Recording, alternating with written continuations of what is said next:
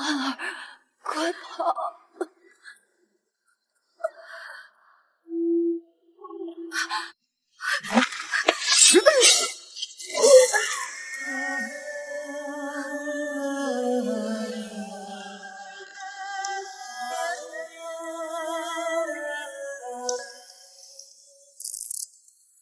什么？这么对我？蠢货！你不会真以为我娶你是因为爱你吗？我接近你，不过是为了利用你来扳倒将军府，陷害外祖父一家。我真正要娶的是你姐姐苏晴烟。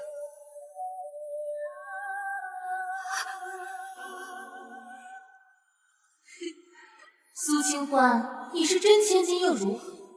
还不是我的手下败将。这里是漠北的庄子，我不是死了吗？此等恶劣天气还要来见二小姐，真是又遭罪又晦气。你小声点，待会二小姐该听到了。听到就听到，怕什么？怎么回事？我怎么回到了娘亲派人来接我回侯府的那天？难道我重生了？夫人得知当年孩子被抱错，亲生女儿流落漠北，眼睛都快哭瞎了，催着乔嬷嬷来接。你方才之话若是传到了夫人耳朵里去，不死也得扒层皮。我说的哪里不对？大小姐本是燕京贵女典范，如今好端端的成了全城的笑柄。我看是有人看着咱们侯府风光，存心找人来鱼目混珠，混淆血脉，寻咱们的晦气呢。清欢小姐也是可怜，本是千金之躯，却沦落荒野，如今好不容易才能回京。小桃，你别这样。她被寻回来锦衣玉食，可怜什么呀？偏她非要在这地方。说啊，怎么不继续说了？我倒是不知道什么时候下人也能编排主子的事情。一乐，掌嘴。是，我可是大小姐的人，你要打我也要看大小姐同不同意啊。打！乔嬷嬷，她要打我。乔嬷嬷，陶蕊不愿意待在漠北，以下犯上，侯府规矩应当如何处置？侯府上下谁不知道我是大小姐的心腹？乔嬷嬷肯定会给我个面子。贱婢！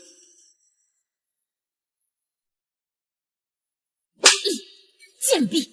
你若是不乐意住下，自己走着回燕京便是，在这里撒什么泼？乔嬷嬷，住嘴！二小姐，都怪老奴管教不周，让小姐受惊了。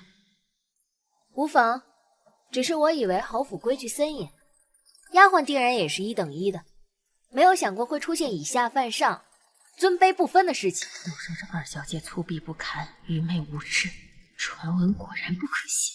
你贱婢，还不快跪下给二小姐赔罪！嬷嬷，看来陶蕊姑娘是不愿意了，还不跪下，非要让我把你发卖出去吗？奴婢知道错了，还请二小姐责罚。我倒也不是一个苛待下人的主子，只是也不能坏了侯府的规矩，平白毁了侯府的声誉。嬷嬷，以下犯上该当如何？轻者责他掌心50日，重则发卖。那便从轻处罚，既不为难陶蕊姑娘，也保全了侯府声誉。是。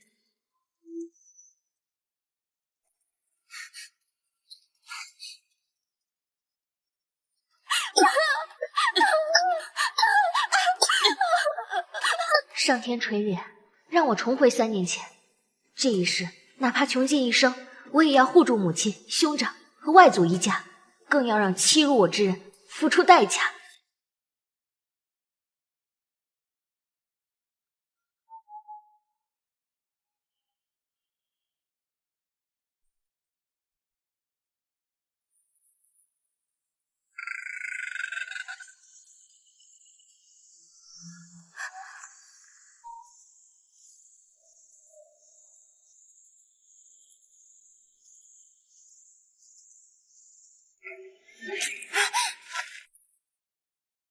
人呢？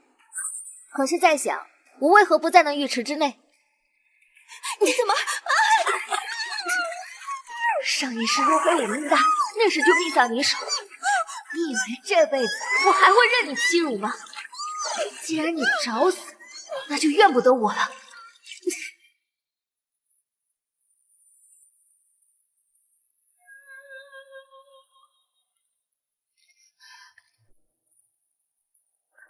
你是谁？小丫头心够狠的。快开门！搜查逃犯，把门打开！快开门！外面那些侍卫都是来抓你的，把外面的人打发走，否则就杀了我吗？杀你太便宜了，我有的是办法让你生不如死。我可以帮你，但你要答应我一个条件。你没资格跟我谈条件。搜查逃犯，把门打开！别忘了你的命还在我手上。你不想让外面的人抓到你，我也不想让别人知道你在我房间。这样，我帮你打发了外面的侍卫，你帮我处理掉这个丫鬟的尸体，否则我就叫侍卫闯进来，我们一起完蛋。想让我替你毁尸灭迹，打得一手好算盘。快开门！你们是谁？速速离开！里面的人可不是你们能惹得起的。事关边塞安危，即便是天王老子来了，也得给我搜！给我搜！站住！吾乃安定侯之女，楚将军的外孙女，你们敢搜一个试试？哼！苏大小姐，我可是见过的。就凭你，也想冒充安定侯的嫡长女？谁告诉你苏家只有一位嫡长女？头领，要不算了。若是真为此得罪了安定侯，划不来呀。撤！什么手艺？我身子弱，咳嗽一声不行吗？哼！既然苏小姐体弱，不如让我们搜查一番，免得贼人惊扰了苏小姐。我搜！睁大你们的狗眼看清楚，安定侯府你们不怕，那楚将军呢？恕小人有眼无珠，不知小姐是楚老将军的女眷，多有得罪，还望海涵。滚！是，撤！小姐，看来这边塞地区并不安全，我去收拾东西，我们尽早启程回京城。行啊，可以起来了，不会被闷死了吧？还活着。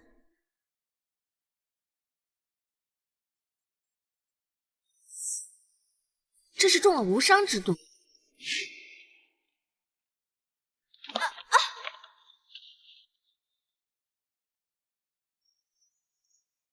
二小姐恕罪，奴婢不是故意的。你们拿这些画像去做什么？这是太子殿下的画像，他中毒昏逝后，皇上下令所有的画像都要销毁。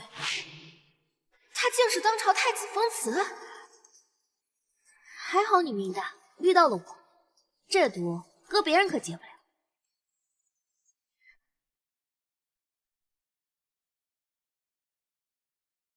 算了，救命要紧。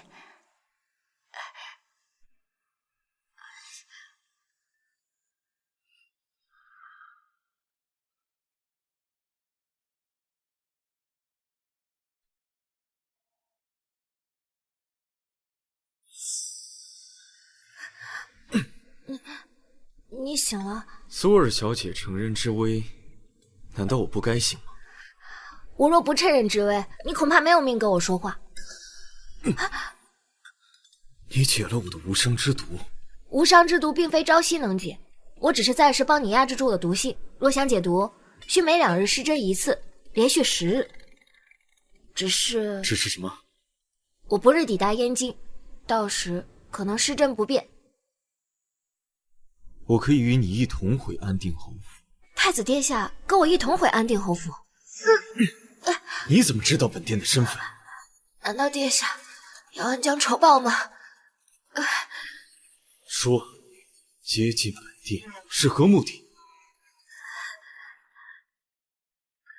如果我说曾经有幸见过太子殿下的画像，太子殿下龙章凤姿，秦欢倾慕已久，殿下可信？既如此，本殿便隐瞒身份，与你一同回安定侯府。相信苏二小姐也不会拒绝，毕竟苏二小姐对本殿倾慕已久。自是不会。哼，放心，你若能医好本殿，我便许你一个条件。好嘞，我一定尽心尽力为殿下医治。若是随这位苏尔小姐回京，不仅可以清除余毒，还方便掩人耳目，调查背后下毒之人。上一世太子中毒早逝，才让渣男顺势而起，也让那对狗男女有机会灭我楚家满门。若是这一世太子无事，与渣男掣肘，苏景嫣，届时你们该当如何？你的医术是在哪儿学的？一个乡野郎中。你放心，我不会让你有事儿的。哦，是吗？殿下请。殿下，我不是故意的。看够了吗？没有。殿下，有没有人说你长得还挺好看的？小姐，快到府上了。知道了。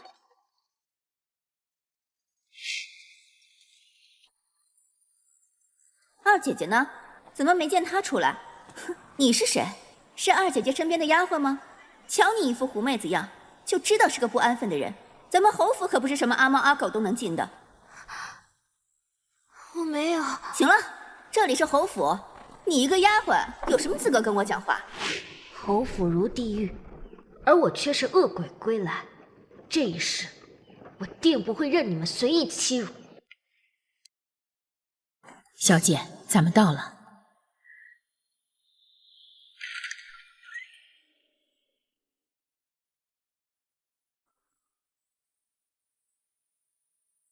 二姐姐呢？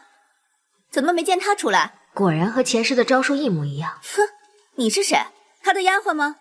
瞧你一副狐妹子样，就知道是个不安分的人。我与您这般相似，想必你就是我的娘亲吧？我就是你的娘亲，就是你那眼盲心瞎的娘亲。是娘亲对不住你，让你流落在外，这么多年受了这么多的苦，你怪娘亲吗？怎么会？我有您这么温暖的娘亲，我高兴都来不及，怎么会怪你？外面冷，别冻着了。咱们进去说话，老夫人啊，还在等着呢。走。这个他哪里来的底气，竟然将我们视若无睹？待会儿祖母来了，我定要让他好看。好了，子明，他刚回来，众人自然是捧着他，别让祖母为难和伤心了。至于我，能陪在他们身边，已经感到很满足了。她一个乡野丫头罢了，有什么好捧的？姐姐，你可是京城第一才女，断不能被她踩在脚下。我一定要为你出这口恶气。苏子明这个蠢货，稍微挑拨一下就能为我所欲。清欢小姐到。不孝女苏清欢参见祖母，祝祖母福寿绵长，万福金安。这便是欢儿吧？快快起来，到祖母跟前来，让祖母好好瞧瞧。祖母身上的味道可真香，像是太阳一样。什么像太阳一样？二姐姐还真是没念过书，口无遮拦。就是像太阳一样，在我们漠北，天冷，太阳很少出现，可是太阳是收成的保障，所以我们都很崇拜太阳神，因为只要有太阳，我们就能活下去。在咱们圣安朝，只有一个神，那便是皇上。你可知你这番言论会将祖母推向风口浪尖，让咱们侯府成万劫不复之地？皇上是圣安朝百姓的太阳，我说祖母是我的太阳，有什么不对吗？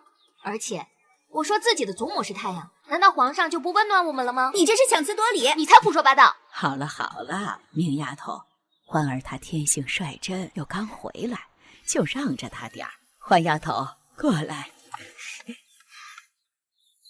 哎呀，好孩子，祖母就喜欢你这直率的性子，以后没事儿多来看看祖母啊。祖母，我都听你的。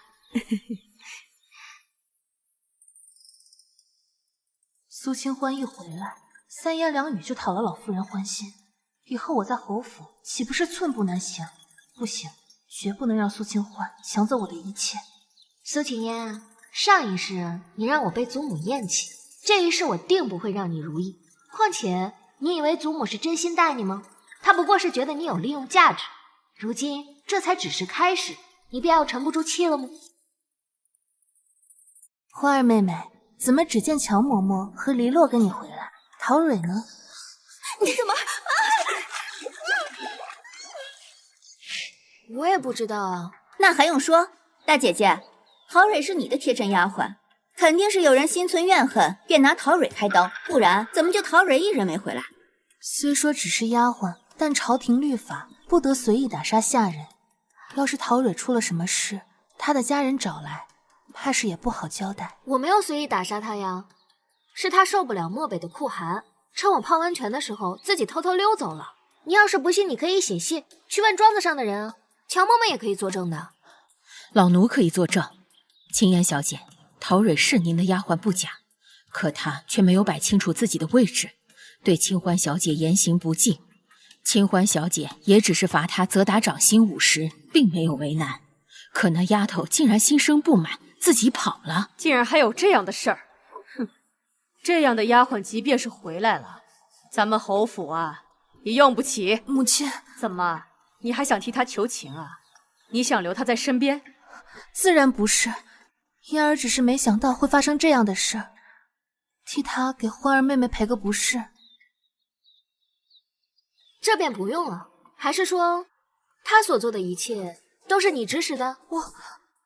我怎么会做出这样的事？为个丫鬟闹成这样，成何体统？以后这件事休要再提了。祖母，欢儿第一天回来就惹祖母不高兴，给祖母赔不是。欢儿，快起来！都是丫鬟不对，怎么能怪你呢？琼霄说的对，欢儿能平安回来，这事儿就算过去了。母亲，好了，都不要再说了。哎，我有点乏了，青烟留下，你们都下去吧。苏老夫人，你终于按耐不住暴露真实面目，要护着苏晴烟了。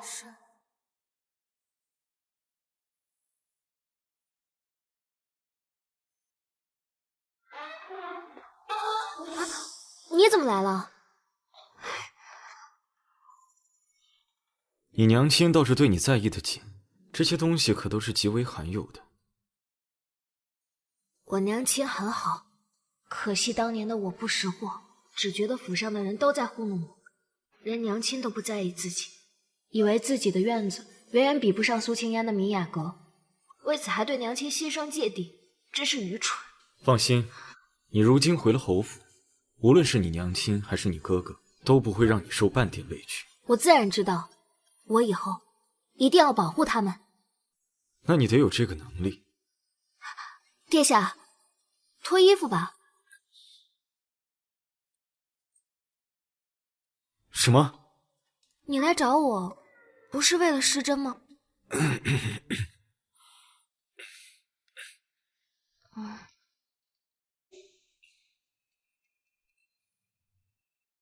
只要治好了太子，抱稳他的大腿，我的复仇之路就多了一道助力。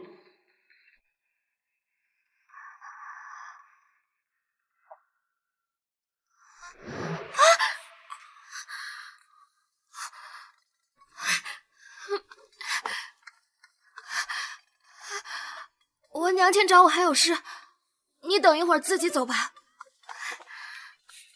他这是害羞了吗？小姐，不好了！侯爷带了个女人回来，此刻正在门口僵持不下呢。慌慌张张成何体统？出去吧。是。哼，这个渣逼果然还如前世一般。我一回府就迫不及待地将他养在府外20多年的外室给接了回来。既然这样，那我就去会会他。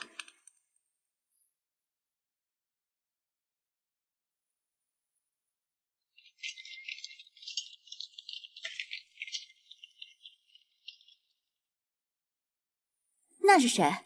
竟然让大伯亲自扶着下马。琼兄，这是云瑶和月剑。妹妹见过夫人。我娘亲不曾有姐妹，你是哪里来的远房亲戚？是云瑶与月兰。原来不是远房亲戚，那为何要自称妹妹？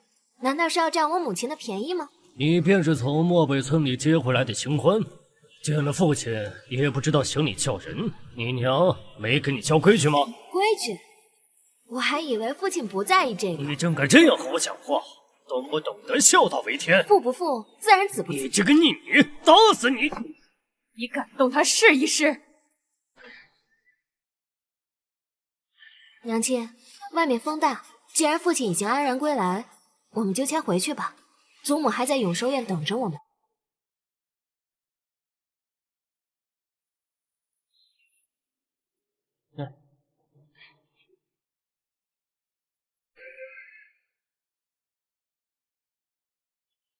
母亲，你这个孽障，怎么还有脸回来？母亲太息怒。清欢，你是不是在祖母面前胡言乱语了？父亲既然敢做，还怕别人说吗？这事儿与欢儿无关，这府里的一举一动，哪里能逃得过我的耳目？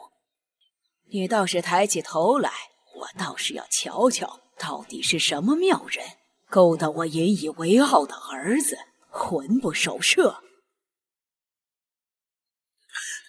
啊，云瑶，怎么是你？云瑶给姑母请安，真是演了一出好戏。上一世老夫人便和苏静一唱一和，将云瑶母女接进侯府，给了他们母女名分。这一世还想如法炮制，我不会给你们这个机会。母亲，我与云瑶已相守20载了，我想给她个名分，抬她进门。祖母，娘亲和父亲青梅竹马，自愿没名没分的跟着父亲，受了不少的白眼。您就看在娘亲她也不容易的份上，便原谅她了。你们既然之前愿意没名没分的跟在父亲身边，怎么如今不愿意了？难道之前的愿意都是假的吗？是求而不得的退而求其次吗？还是等父亲愧疚之后再得寸进尺吗？放肆！这没你说话的份儿。她是我的女儿，这没有她说话的份，那谁有？想当初是你自己说绝不纳妾的，谁也没有逼你。如今你自己破了誓言，还要这副样子，难道你是要把过错推到别人头上去吗？程潇，我以为你能理解我，可没想到。我也没有想到，那个出征前跟我说一生一世一双人的夫君，如今凯旋归来，却送给了我这么一份厚重的大礼呀！苏静啊，苏静，你这是把我的尊严往烂泥里踩啊！一个还没过门的女人罢了，连个通房丫头都不如，父亲便要为了她与母亲红脸吗？祖母，一切都是月见的错，是月见急起。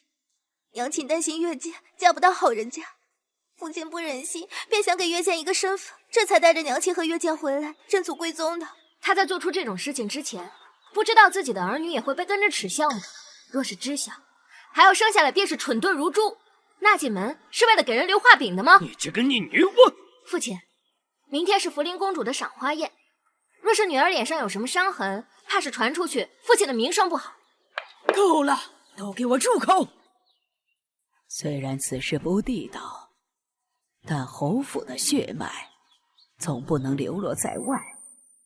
不如母亲、祖母，还请祖母三思。父亲当年求娶母亲一事，就连圣上都感动，亲自证婚。虽然没有圣旨赐婚，但父亲也当着皇上的面亲口说出不会纳妾一事。若今日之事真将他抬进了门，那便是犯了欺君之罪。那我们侯府满门将是何下场？相信祖母比欢儿更了解。你与我论血脉，那我就同你谈欺君之罪。我年纪大了，若非欢儿提醒，倒是忘了这件事。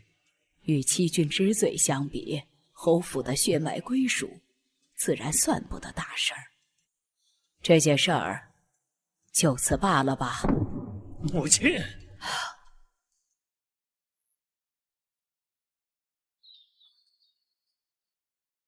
站住！这下你满意了？父亲这是何意？我不太明白。为了阻挠云瑶入府，你不惜搬出欺君之罪，你将侯府安危置于何地？明知是欺君之罪，父亲还一意孤行，妄图将侯府陷于危机之中的，难道不是你吗？你父母牙尖嘴利，乡下长大的就是上不得台面。我苏静怎么会有你这样的女儿？苏静，欢儿在漠北受了那么多年的苦，你不心疼她，不补偿她，倒也算了。你还为了一个没有进门的外室，如此这般指责她，你还有没有良心？夫人，侯爷毕竟是二小姐的父亲，他怎么能这么跟侯爷说话？是啊，古人有云，百善孝为先。二姐姐怎么会连这都不知道呢？到底是乡野长大的，没教育。你凭什么打我？就凭我母亲是明媒正娶，我是侯府嫡女，而你跟你母亲连侯府的门都进不了。你苏静，你怎么还想当着我的面打欢儿？那你今天动手试试。父亲，你有时间在这为难我与我母亲，不如赶紧送他们母女离开，毕竟祖母还没有同意他们进门。侯爷，都是我的错，是我不该回侯府，让你为难，还连累了月见，都是我的问题。云瑶，云瑶，云瑶。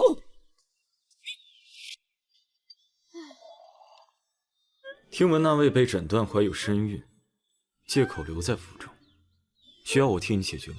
不用，他们逃不出我的手掌心。这个孩子存不存在还得两说，上辈子这个时候可不存在这么个孩子。明日我不在城中，你去参加赏花宴，自己小心点。好。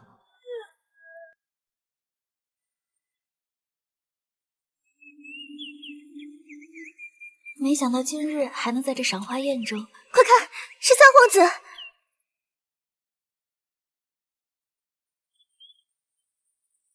三皇子，还真是他！没想到能在赏花宴看到三皇子，毕竟三皇子和太子可是死对头。可不是嘛！现在全京城都在传太子封慈得了不解之毒，皇上想废了他，立三皇子为新太子。三皇子！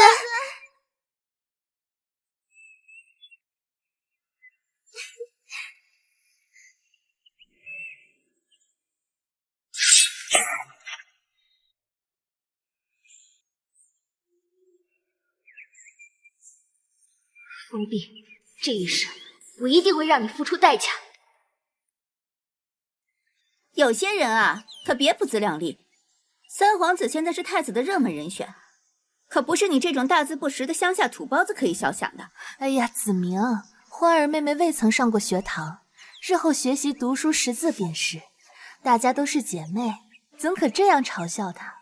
我也听说安定侯府有位从小养在乡下的二小姐，原来就是她呀。从小养在乡下，那岂不是一身陋习？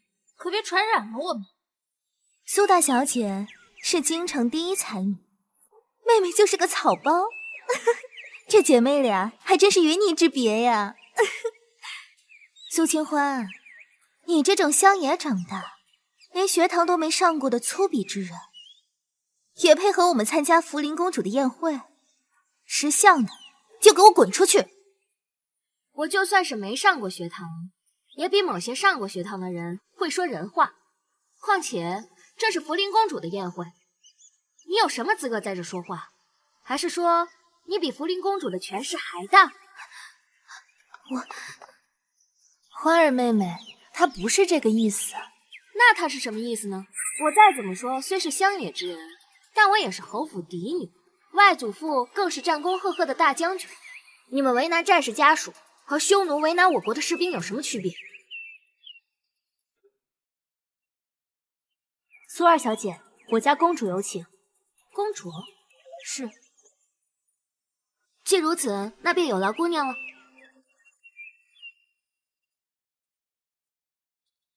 上辈子你们以公主之名算计我，不仅让混混侮辱我，毁了我的礼，还诬陷是我勾引他，让我声名狼藉，被千夫所指。重来一世，我一定会让你们自食恶果。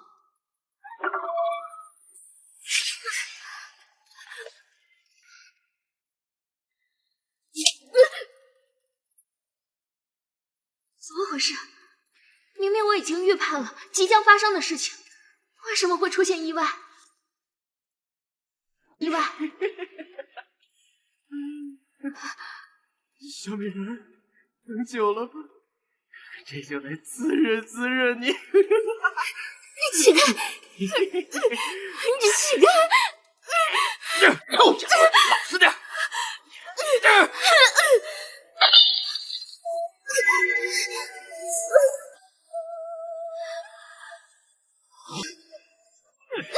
这廉耻的逆女，我侯府的脸面都被你丢尽了！丢人现眼的东西，滚回乡下去！我们苏家没有你这样的孙女。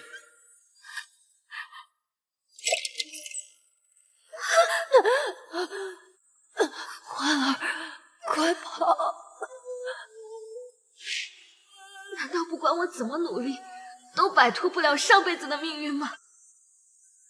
为什么老天，你为什么要这么对我？有生之年我也能尝到千金小姐的滋味。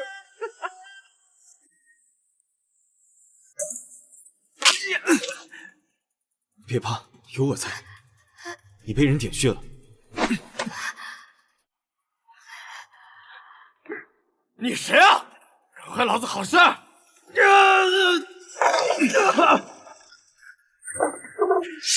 杀了你！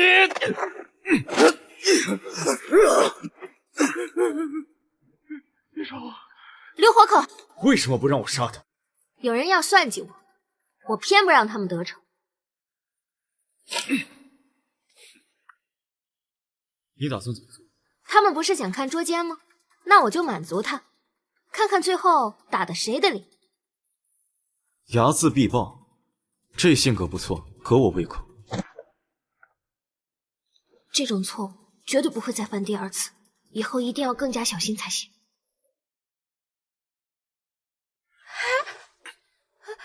你要做什么？送你去客房换身衣服，还是说你想就这样走出去？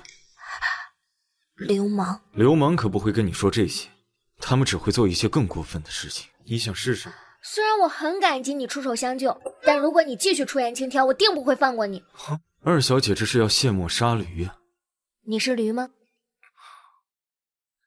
三妹妹，你冷静点，二妹妹定然不会做出与人苟且这种事儿。除了她还能有谁？这是发生什么事儿了？你还不知道吧？刚才嬷嬷来禀，有人啊在宫中府偷情，还说看着像安定侯府二小姐。安定侯府的二小姐，不就是苏子明吗？不是苏子明，说是秦嫣小姐的胞妹苏清欢。据说为人粗鄙不堪，大字不识一个，就是个废物草包。怪不得能做出这种事，原来是乡下来的土包子。这安定侯府的脸可真是被他丢尽了。同为姐妹，姐姐是京城第一才女，妹妹却是个废物草包。哎，这苏清欢啊，连给苏晴嫣提鞋都不配。苏清欢，你是真千金又如何？还不是只能沦为我的陪衬，与他人苟且，被抓了个正着。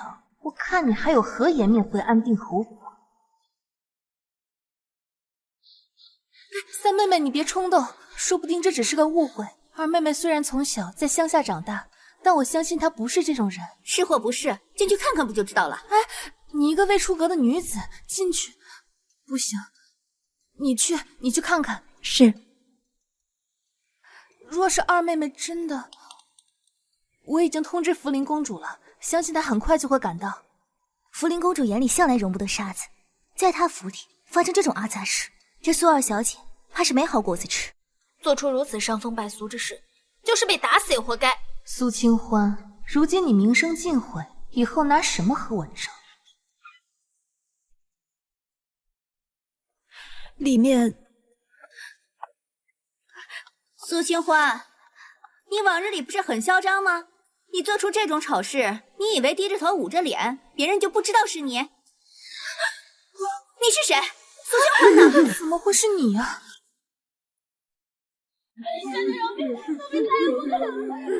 为了以防万一，我安排了2批人，他怎么可能逃得掉？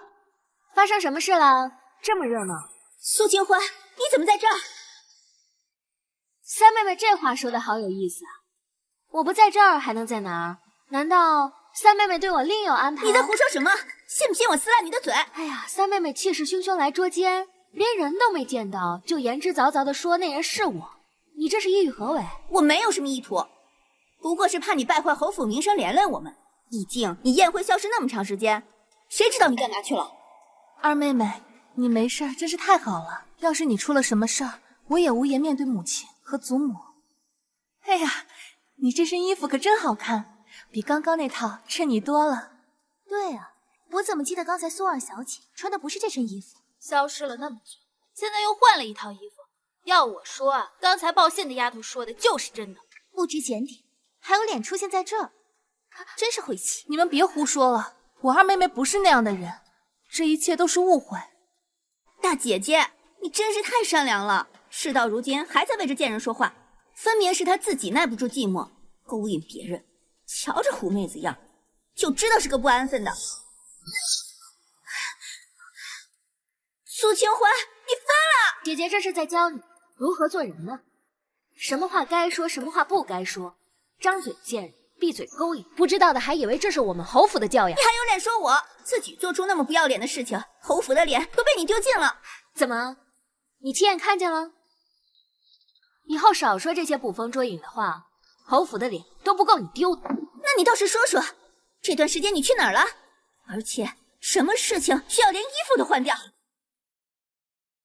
本宫请苏二小姐过来喝茶聊天，还要向你们汇报不成？参见公主。哥，你不是说你有事不过来了吗？你府上的人该好好管管。发生什么事了？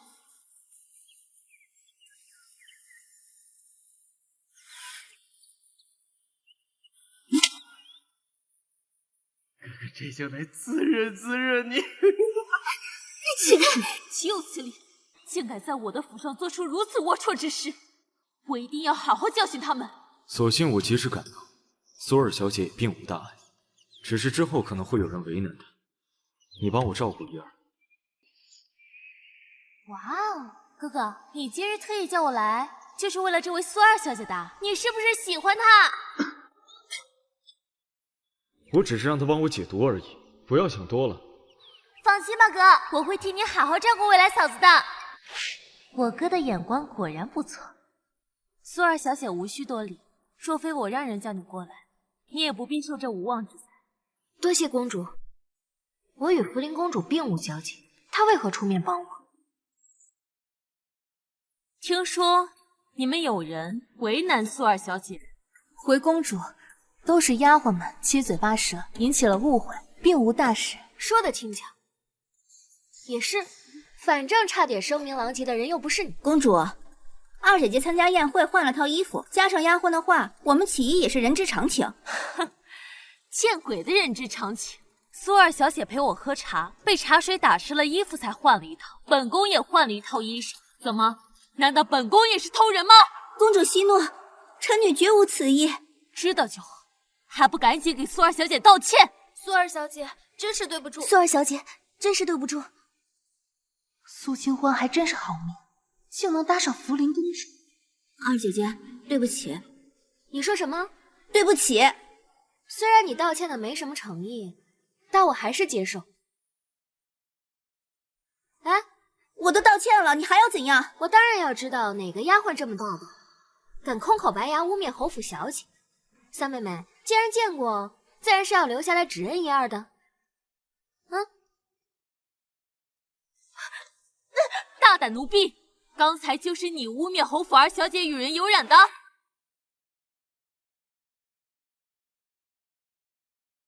竟敢污蔑别人，也不知道你家主子怎么教你的。公主饶命，是奴婢被猪油蒙了心，一时嫉妒苏二小姐，才做出这种诬陷之事。奴婢一人做事一人当，请苏二小姐不要牵连我的家人。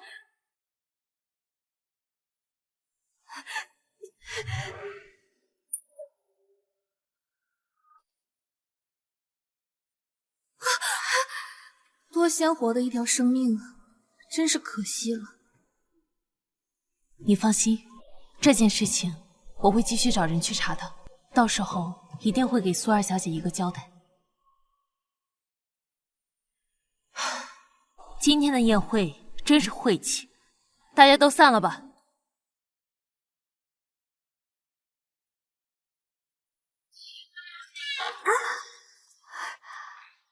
怎么每次都神出鬼没的？下次来能不能提前打个招呼？提前跟谁说？你那个叫黎洛的丫鬟，还是乔嬷嬷？那算了，你还是别说了，万一被他们发现，指不定闹出什么东西。行了，老规矩，脱衣服吧。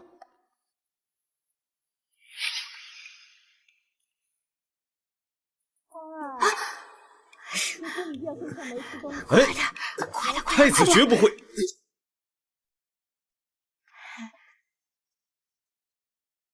欢儿，怎么了？是发生什么事了吗？娘亲，哎，这方才这屋里是有什么动静啊？没有，就是盒子不小心打翻了。那有没有伤到你哪儿啊？没有，娘亲，我就是刚刚放衣服的时候不小心把盒子给弄翻了。以后啊，这放衣服的小事儿就交给丫鬟们啊。来，赶紧尝尝这个桃花糕。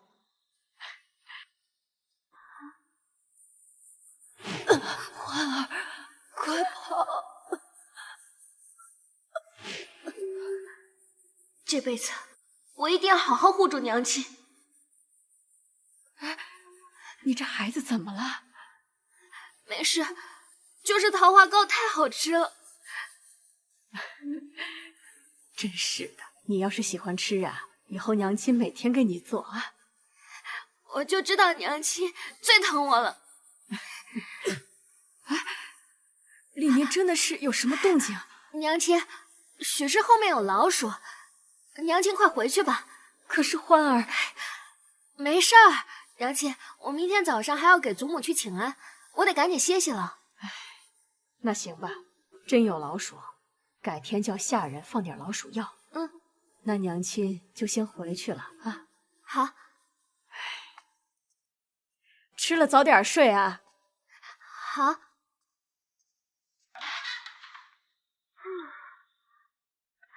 殿下，殿下，没人了，快出来吧。殿下，刚才一时情急，您不会怪罪臣女吧？在福临府上不还胆大到威胁我吗？但也总不能威胁2次吧？我还是挺珍惜我这条小命的。你说什么？啊，没什么，咱们还是继续施针吧。进。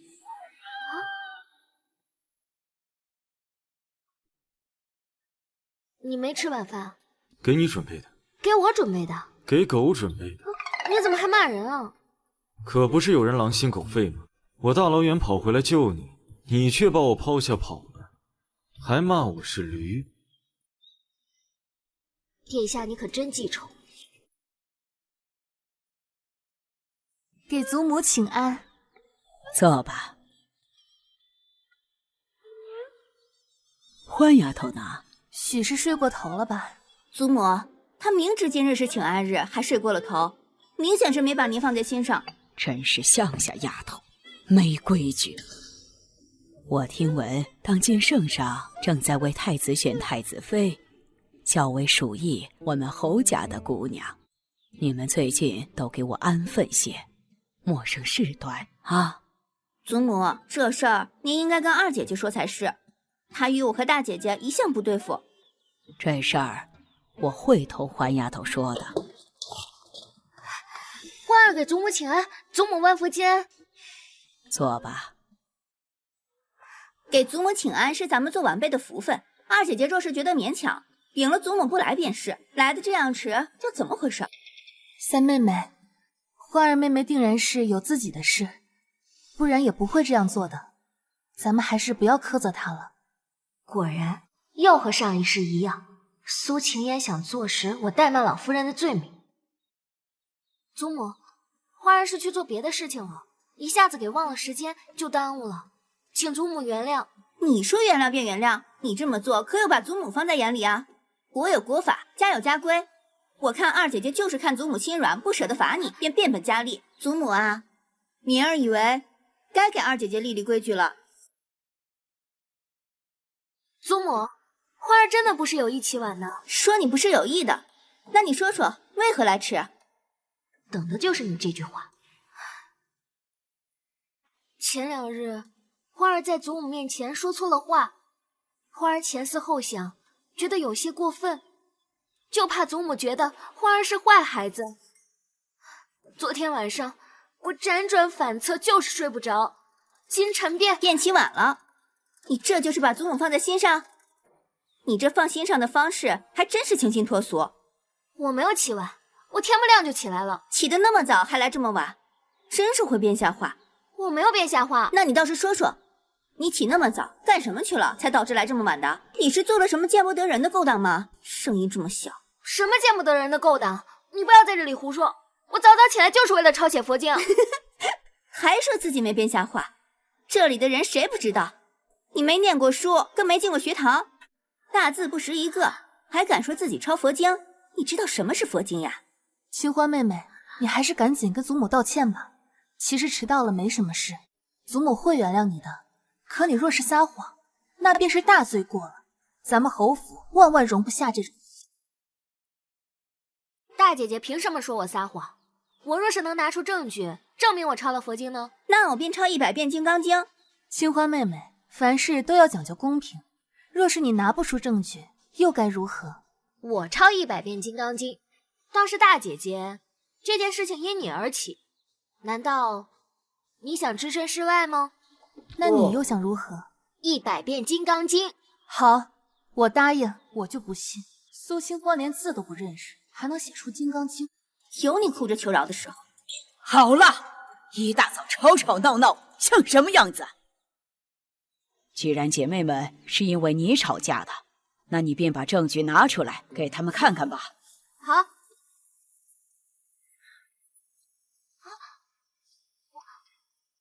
我忘了带了，欢儿这就回去拿。忘了带？我说二姐姐，你脸皮可真够厚的，你这回去一趟是要重新抄了拿过来吗？你以为我是你吗？那么多歪心思。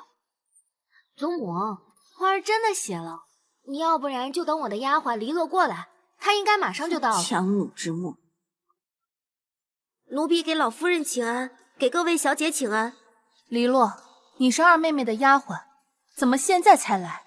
回禀老夫人和各位主子，我家小姐早起抄写佛经，抄到辰时2刻，见时候不早了，慌忙就跑，奴婢未曾赶上，这才落下了，还请老夫人恕罪。你们主仆俩串通的倒挺好。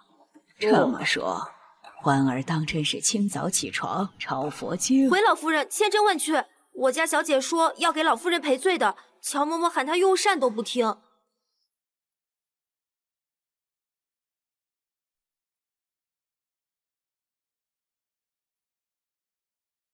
欢儿，这当真是你自己亲自写的？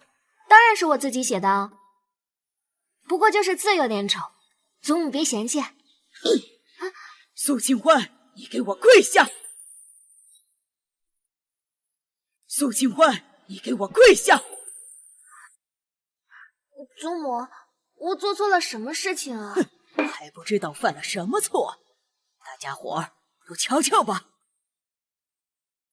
二姐姐，明儿替祖母再问你一次，这佛经当真是你写的？当然是我自己写的。既然二姐姐说是自己写的，那我便喊人来瞧瞧。你们2个丫鬟进来吧。你们瞅瞅，这像是第一次写字的人写的字吗？这是二小姐写的，不是说二小姐从来没有进过学堂吗？这字可得练几年才能写得出来，二小姐这不可能吧？二小姐连撒谎都不会吗？拿出这样的东西来，这不就明摆着打自己的脸吗？哎，别说了，还有夫人撑腰，便是找人抄的，最后也是雷声大雨点小，不会受罚的。二姐姐，你这一手字写的可比我这个写了10余载字的人写的字都好看，当真是令人刮目相看呀！你自己写的丑，还不回去多加练习，在这说什么风凉话？祖母，这个真的是我自己写的。好了，清欢妹妹，你现在承认还来得及，咱们给你替祖母求求情，这件事便这样过去了。清欢妹妹，这可关系到咱们侯府的名声啊。古人云，女子无才便是德，你便是什么都不会也无妨。可若是为了讨好祖母，撒谎骗人，被拆穿了还不愿意承认，这传出去，要别的府怎么看我们侯府的姑娘？二姐姐，你莫要为了一己私欲，便将咱们都架在火上烤啊！你们一口咬定说这不是我写的，你们可有证据？证据？这便是证据。你以前过的什么日子，大家都清楚。怕是从未摸过纸笔吧？一写字就能写得这么好，说出去谁信啊？三妹妹怕是没有看全吧？一张就很能说明问题了，哪里还需要全部看完？哼，既然你们不相信，那我交给祖母定夺。祖母，你看，这一摞经文抄写的字迹呀，一开始确实略丑，但一张张看得见进步的啊！绝不可能！练字若是写10张便能练成，那我们大家辛辛苦苦练10余载是为何？老夫人，这真是我家小姐自己抄的，奴婢在一旁看着，千真万确，您一定要相信我家小姐。贱婢，哪有你说话的份儿？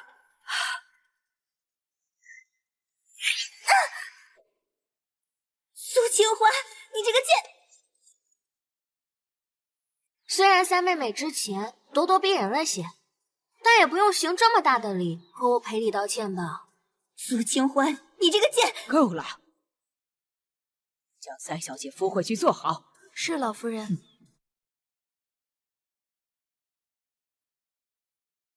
这字帖要当真是苏清欢抄写的，她的才名就要盖过我了。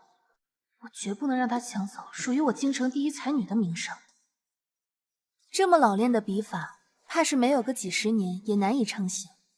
我之前就听闻字迹是可以模仿的，从手生到熟练，只要找个会写字的人，便可以模仿出来。难怪三妹妹会觉得这不是二妹妹所写的。苏晴烟果然比苏子明沉得住气，一句话就把之前的证据全都打消。对，一定是他找了个人来模仿他的笔记。祖母，你看，这每张字帖里面的每一页、每一个字的笔锋，都略往上提一下，这一看就是一个人写的。这有什么稀奇？只要仔细模仿，细节都可以模仿出来，又如何能证明他没有找人代写？如你所言，只有第1章是我自己写的，剩下都是找人代写的。那么，只要你当众让我写，就可以拆穿我，而我没有那么蠢。你骂我蠢？既然这样，那请二姐姐当着大家的面再写一遍吧。三妹妹，此事便就此作罢吧。二妹妹不会也情有可原的，咱们就不要为难她了。苏清欢如此有把握，说不定是在藏拙，不如让此事停在这里。只要不证实是苏清欢所写，那便做不得数。谁说我不会了？祖母，既然二姐姐想要自证清白，那便给她个机会，让她现场抄给大家看看，堵了这悠悠众口，如何？我今日非要揭穿她撒谎成性的真面目。好啊，我同意。苏子明这个蠢货，我就是想让苏清欢证无可证，他还上赶这个苏清欢递枕头。准备笔墨纸砚吧。好的，老夫人。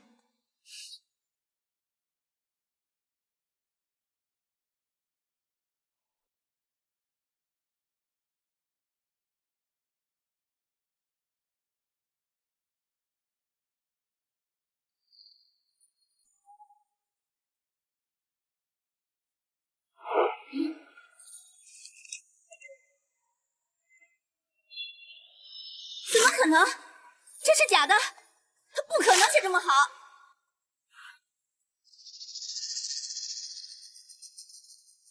清欢妹妹，你字写的这么好，怎么不早说呀？害得引起了大家的误会。现在证明了你的清白，给你赔个不是。自证清白又如何？如此一来，你在众人眼中便是掩藏实力、心机深沉的人。大姐姐，你没有去过漠北，不知道那里的艰苦。我在那里能活下来，就已经算是幸运，更别提读书识字。如果有一天你去了，这些话便不会这么轻易的说出去。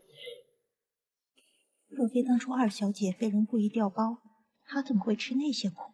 二小姐就用了1个早上抄写佛经，就能当场默写出来，简直是天才。肯定因为二小姐是侯府血脉，所以拥有过目不忘。这京城第一才女的名头，很快就要易主了吧？既然二姐姐有过目不忘的本事，那敢问二姐姐，无苦即灭道，无智亦无得，已无所得故，这几句是在全文中第几句出现的？我才会背，还不知道里面的注解。原来他们这上学堂是要一句一句拆开背的呀。欢丫头啊，既然有这等悟性，明日啊，便随姐妹们一道去将军府的学堂里跟先生上课。大家都说啊，女子无才便是德，但是我觉得，若无才学见识，又何以谈德？说的这么冠冕堂皇，也不过是为了给侯府捧出一个皇子妃而已。多谢祖母。祖母，她从未去过学堂，怎么有资格和我们一起上学？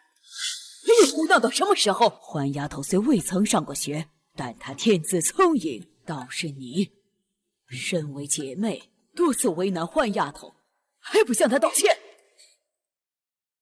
刚才是妹妹眼拙，还望姐姐不要放在心上。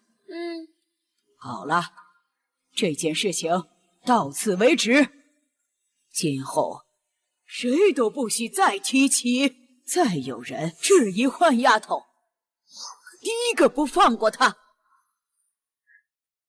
不知咱们的赌注可还算数呀？当然作数，君子一言，驷马难追。我和三妹妹写完之后，便会交给二妹妹。至于何时写完，那就好。不如我们就以1月为期限，正好过了腊月，便是祈福的好时候。你们也无需交给我，交给祖母便可。《金刚经》5000余字，1个月100遍，怎么抄得完？那是你的事情，我只要看书。还是二妹妹想得周到啊。老夫人，福顺公公来了。人呢？可好生招待了？在前厅招待着。听说世子在战场立了大功，圣上龙心大悦，就让福顺公公送了些赏赐过来。难道真如传言一般，皇上对苏家十分重视，想选苏晴烟做皇子妃？贾丁，叫人来把东西理一理，瞧着人都在，分一分吧。这是上等云锦，还有这东珠，我瞧这色衬欢儿，便给了欢儿吧。多谢祖母。这个，哎，还有那个，给明丫头吧。多谢祖母。哼，你展现了精彩绝艳的才能又如何？分到的东西又不比旁人好多少。以前这些东西可都是先紧着大小姐的，现在竟然一个都不给大小姐了。大小姐难道是彻底失宠了？这几个抬到你院子里去。平日里呀，我便觉得你穿戴的太素净了，小姑娘家家的，哪有不爱穿红带绿的？但你偏爱舞文弄墨的，像这些东西啊，是累赘。来，这个戴上，把自己打扮得漂漂亮亮的，我瞧着也高兴。哎呦喂，你这孩子，怎么说你两句还哭起来了？我也没说不喜爱你呀，哭个什么呀？还有大小姐要失宠了呢。虽说二小姐是侯府宣外，但终究还是比不上大小姐的地位。老夫人还是和上一世一样，无利不起。宠爱苏晴烟不过是因为她是京城第一才女，如今宠她，又因为她有可能成为皇子妃。老夫人真是偏心，皇上赏赐这些好东西都给了大小姐，明明二小姐才是侯府真千金。谁说不是呢？可怜了二小姐，被鸠占鹊巢这么多年。听说二小姐就得了2匹绸缎，1个东珠，离开的时候低着头，可伤心呢。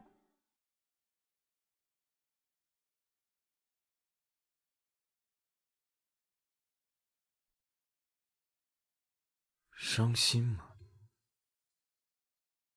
陛下，你回太子府一趟，看看府库中有没有适合姑娘家的东西，让人送到红药阁。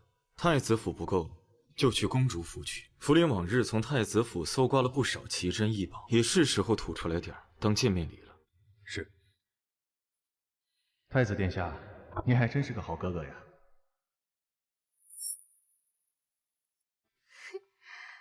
哇，我是走错房间了吗？喜欢吗？这些都是你送给我的。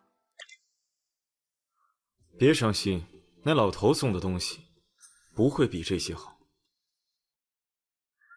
你是怕我伤心才送这些礼物给我？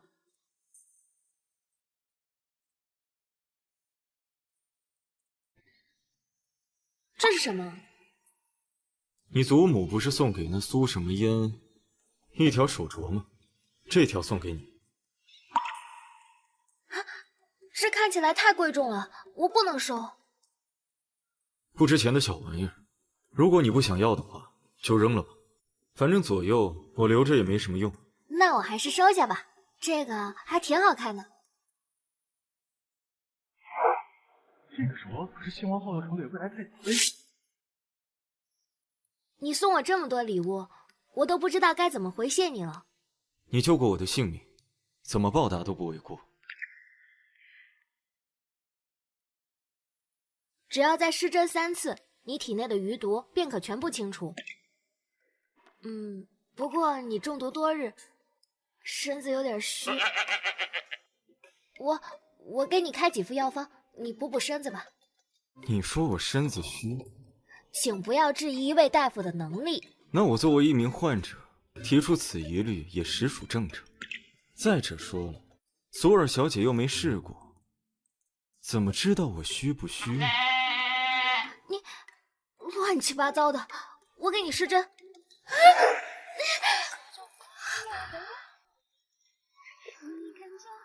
小姑娘领悟。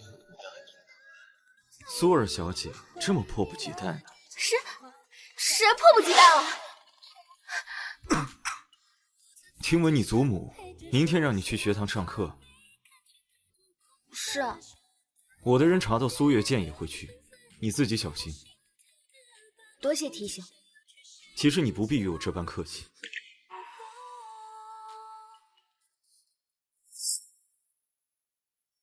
苏清欢，你便是有10张字帖练成一手好字的能耐又如何？这做学问可不是一葫芦画瓢，就你这个草包废物，胸无点墨也配和我们一起上学？怎么，三妹妹这么喜？100遍《金刚经》抄完了吗？至于胸无点墨，那与赌约上输给我的人相比，那岂不是连草包废物都？你骂谁废物？好了，三妹妹，我知道你们之间闹得有些不愉快，但咱们毕竟是一家人，莫要离了心合。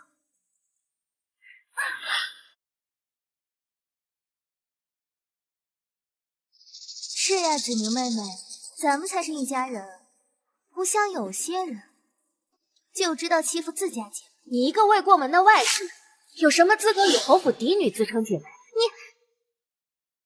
算了，我不和你计较。清欢妹妹，我和子明的桌子向来都是并排摆着的，你便坐在我的后方，和月见姐姐并排坐吧。好的，晴妍妹妹。苏清欢，便是这座位上，我也要压你一头。清欢妹妹，你就和我一块坐吧。苏清欢，你阻拦我，你让我进侯府，入族谱又如何？只要我讨好苏姐姐，我还不是能与你平起平坐？这浩瀚阁中位置向来按排行论，二小姐行2，不应该坐在大小姐右侧吗？你什么意思啊？是要我让位吗？三小姐息怒，奴婢只是实事求是。怎么不占理便要打人？好了，二妹妹，三妹妹也是无心的，咱们之间还是莫要伤了情分的好。咱们姐妹，我们之间有什么血缘关系吗？不管你高不高兴，晴妍姐姐是长房嫡女，即便真的是你，也只能是嫡次女。苏子明，不管你高不高兴，我的母亲是侯府当家主母，你只是一个二房嫡女，长幼有序，你有什么资格跟我在这指手画脚？你这个贱人！你敢打我！辱骂嫡姐就该打，不然你去找祖母，看她会不会护着你。一个位置罢了，反正金榜题名时是按照名次排行，从不看身份尊卑。你现在最才疏学浅，我愿意坐在这儿，不过我相信以我的实力，我会一步一步做到第1名的位置。苏清欢，晴妍姐姐可是京城第1才女，就你还想超过她？那么京城第1才女可敢应战？挑战京城第1才女苏晴嫣，口气倒是不小。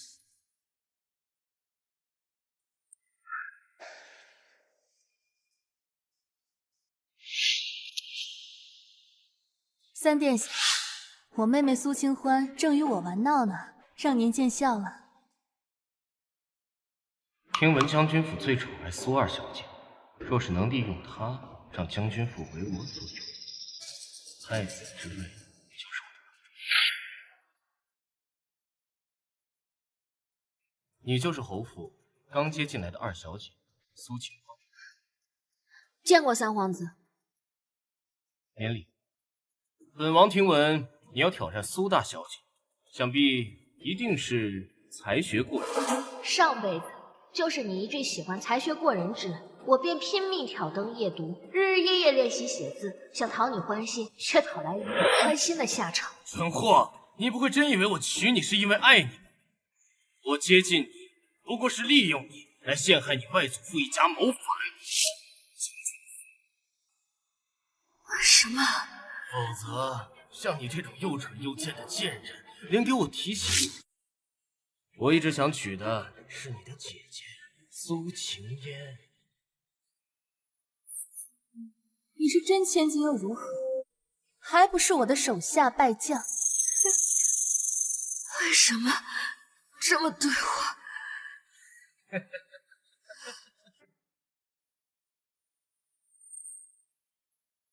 回三皇子，小女子不才，并非什么才学过人之。苏二小姐不必谦虚，日后你我同在将军府上学，大家可以相互探讨学。不必。什么不必？我看你是怕自己草包一个，到处露馅儿吧。三皇子，您才华盖世，而我这青花妹妹啊，自小养在乡下，那大字啊都不识几个，如何与您探讨学问呢？无妨，既然大家既为同窗，日后便相互帮助。二小姐若有不懂，可以来问问。这个贱人仗着自己有几分姿色，就想勾引三皇子，真是不知廉耻。我既在学堂上学，若有不懂，问夫子即可，无需问你。如果不是看在将军府的面子上，又凭你一个乡下来的草包，也配本皇子多看你一眼。二妹妹，你这是什么意思呀？三皇子也是一番好心思，你怎可这般态度？况且三皇子的才识是被学究都称赞不已的，多少人想让三皇子教，都没有这福气呢。既如此，那我把这福气给你吧。二妹妹，我知道你对我心生不满，可你也不能诋毁三皇子呀。三皇子，二妹妹不懂事，我给您赔个不是，还望您不要计较。大小姐客气了。苏晴嫣，你我之间的关系如何，你自己心里清楚，不用在这里假惺惺。苏清欢，你在家欺负大姐姐也就算了，到了外面竟还要为难大姐姐。苏清欢，本王没想到你竟是如此豪爽，快向晴嫣道歉。你以什么身份让我跟他道歉？还是说你们两个人的关系已经好到可以替他插手内宅之事？二妹妹，你怎可这样诋毁我和三皇子的关系？你明知道生育对女子来说有多重要，你这是要逼死我吗？清欢妹妹，你污蔑晴嫣妹妹的情，又冲撞了三殿下，快跟他们道歉！要是让祖母知道了，定会发怒的。你一个外族，有什么资格在这里三番五次的插嘴我们之间的对话？这是勾栏作弊，毫无规矩。苏清欢，你三番五次话里话外针对我，是觉得我好欺负吗？听闻安定侯府的女儿品行端正，大方得体，今日一见也不过如此。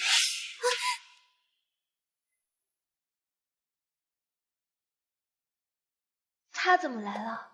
皇兄近日身体不是抱恙吗？怎么突然来学堂了？闲来无事过来转转，没想到碰到这么热闹的事，碰到一大帮人欺负一个小姑娘。倒是三皇帝几日不见，真是对你刮目相看。先让你这个病秧子得意一番，毕竟也没几日好活了。无伤之毒可寻不到解药。若不是我知道疯子的身体状况，怕不是都要给他骗过去了。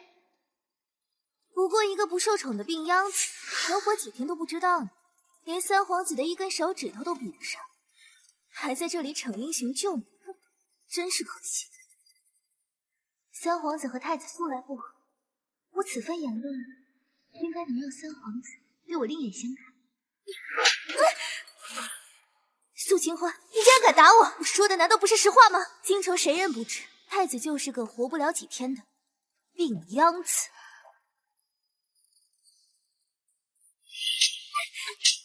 连庶女都算不上的东西，也敢对我皇兄说三道四！本公主看你是不想活了！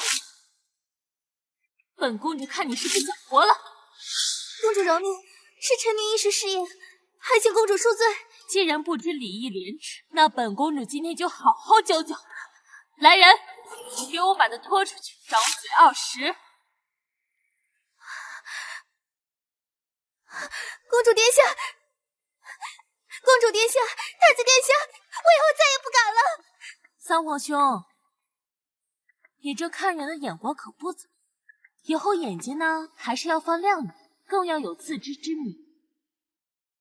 苏儿小姐，我以后可以喊你清欢吗？可以。清欢，那你就和我并排坐吧。好。楚林，你今日当众驳了我的面子，那就别怪我这当三哥的心狠手辣。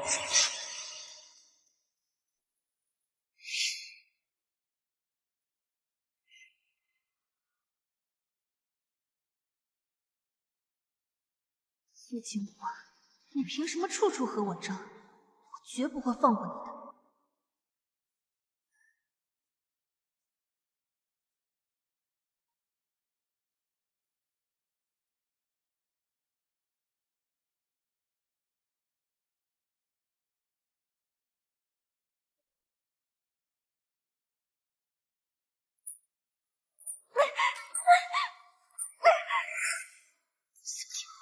都怪你！若不是你，我也不会被福临公主责骂处罚。若回了侯府，我定要让你好看。唉，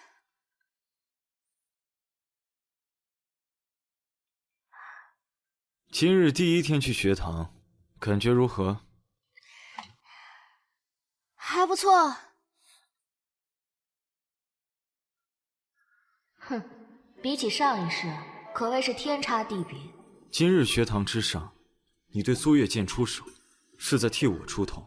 我才不是，我只是怕他的言论会拖累侯府。行，言归正传，我还是给你施针吧。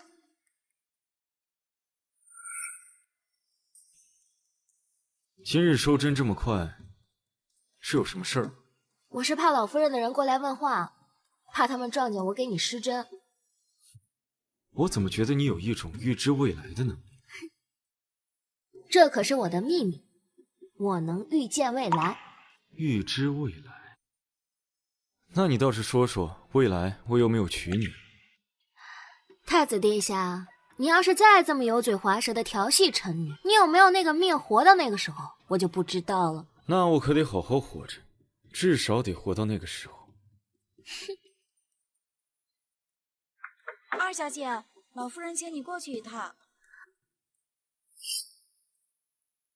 老太太，二小姐过来了，叫她滚进来。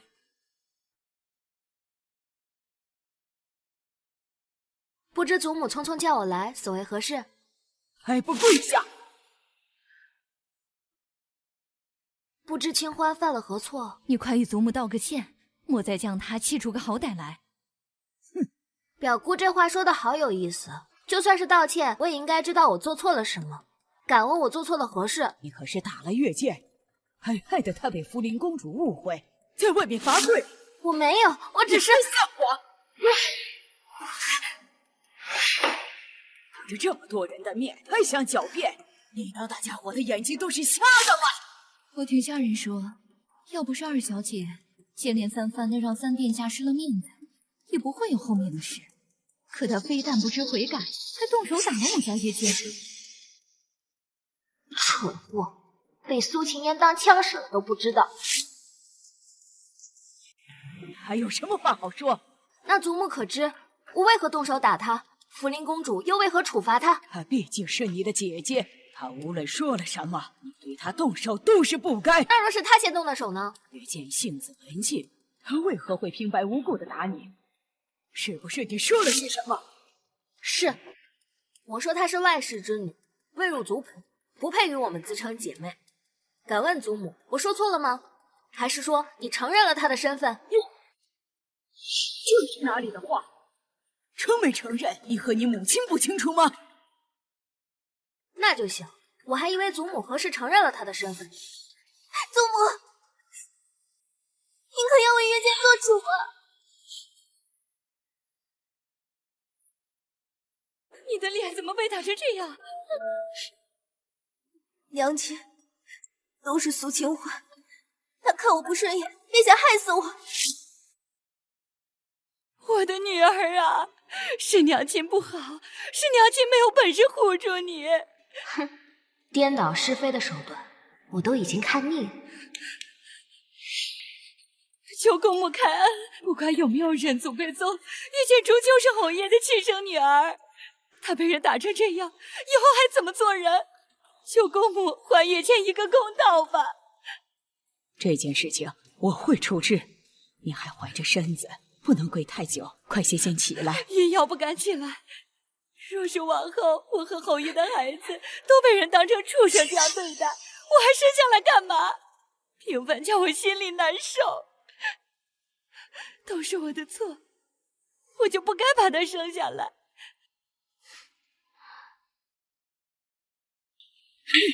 你个孽障！月见是你同父异母的姐姐，你是如何下得了手的？啊！我以为你是在外面自由惯了，性子野了些，但本性还是善良的，所以不拘着你学规矩，你便学会了恃宠而骄，蛮横残忍吗？祖母，谁说的脸上的伤是我打的？他是得罪了福临公主，福临公主掌嘴他20下。若非是你，福临公主怎么会为难月见？难道你没有对她动手吗？祖母这是认定了是我的错吗？那你可知他在太子殿下面前说了什么话？他说太子殿下是一个活不久的病秧子。啊！我若是不惩罚他，岂不是代表我们侯府默认了这些话？你当着你说的这些话，祖母，我都是被清欢给气到了，一时才会口不择言的。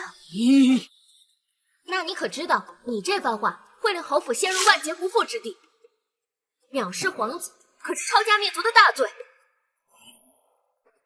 祖母，你现在还觉得我打他的那一巴掌有错吗？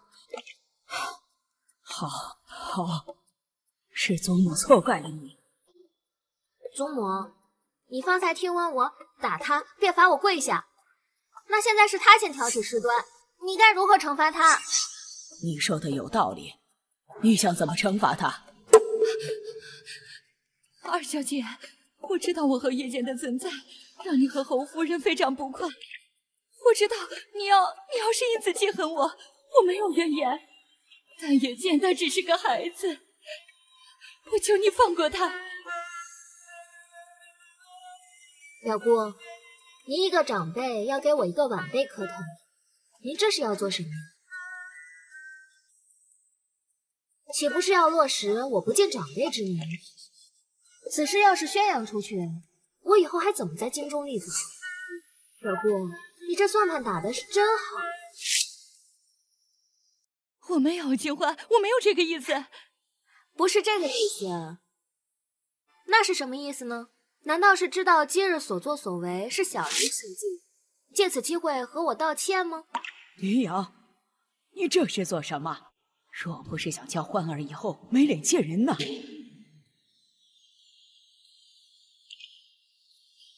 怎么会呢？姑母，我不过是担忧月见，觉得是他冲撞了秦欢，想为他说个情罢了。没成想竟惹出这样的闲话，还望姑母不知者不怪，原谅我们母女。母亲，明明是他先动手打我的，凭什么我们还求得他的原谅？我不服！你胡闹！这件事情本来就是你错在先，你还不认错？这都是谁教你的？那祖母觉得应当如何处罚呢？如果我没记错的话，辱骂嫡女、栽赃陷害、对太子不敬，应当鞭笞20，以儆效尤。姑母，不可！月见自幼体弱，她的身体受不住这20鞭。秦欢，我知道你容不下我们母女，但你也不能借此机会要我们的命啊！姑母。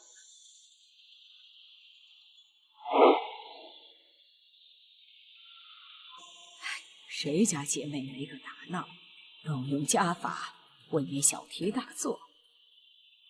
再说了，月见一个小姑娘家，20鞭确实受不住。要不，叫她给欢儿道个歉。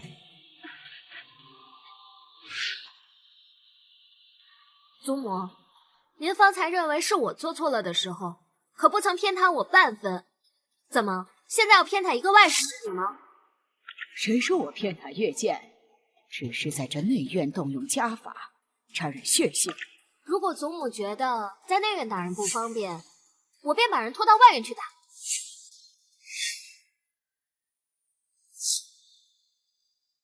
苏清欢，你眼里可还有我这个祖母？花儿就是心中有祖母，才不会让祖母落得一个徇私偏袒的人。来人，把苏建业给我拖下去，家法伺候。母亲救我！表姑，无规矩不成方圆。苏建业犯错就该罚，否则传出去说我们侯府言行无状。祖母，你觉得呢？哎呀，姑母，你怎么了？二小姐，姑母都被你气到犯了头疼。表姑说这话可真有意思。先告状的人是你，惹事嫁祸的人是你女儿，跟我有什么关系？姑母可是素有投旗之证。正是。没想到表小姐还懂这岐黄之术。我曾拜神医乔宗熙为师，习得医术。我怎么不知道我师父何时又收了一个弟子？我这就命人取一些冰水，再准备一些烧开的花椒水。姑母的病等会儿就会好了。好。祖母，万万不可！这冰水跟花椒水虽然能治病，但极为损伤元气。若是下次再犯，便无药可医啊！二小姐，你怎可信口雌黄？姑母自小养育我，我怎可拿姑母的安危来冒险？倒是你，不让我医治姑母，莫非是对姑母怀恨在心？你难道想看她头疼欲裂而死吗？欢丫头，你就别为难云瑶了，她什么性子，我心里清楚得很。哎呀，就按照云瑶说的法子来吧。行，祖母，到时候别怪花儿没提醒过你。哎，都下去吧，我今日头疼，不宜见血。月见的处罚，改为罚跪祠堂即可。哎呦，良言难劝该死的鬼，等到他日东窗事发，看你还能不能活。你受苦了，你放心，娘亲一定找个机会替你报仇。娘亲，可是苏清欢有将军府的宠爱傍身，我们怎么抵得过他呀？我来帮你们。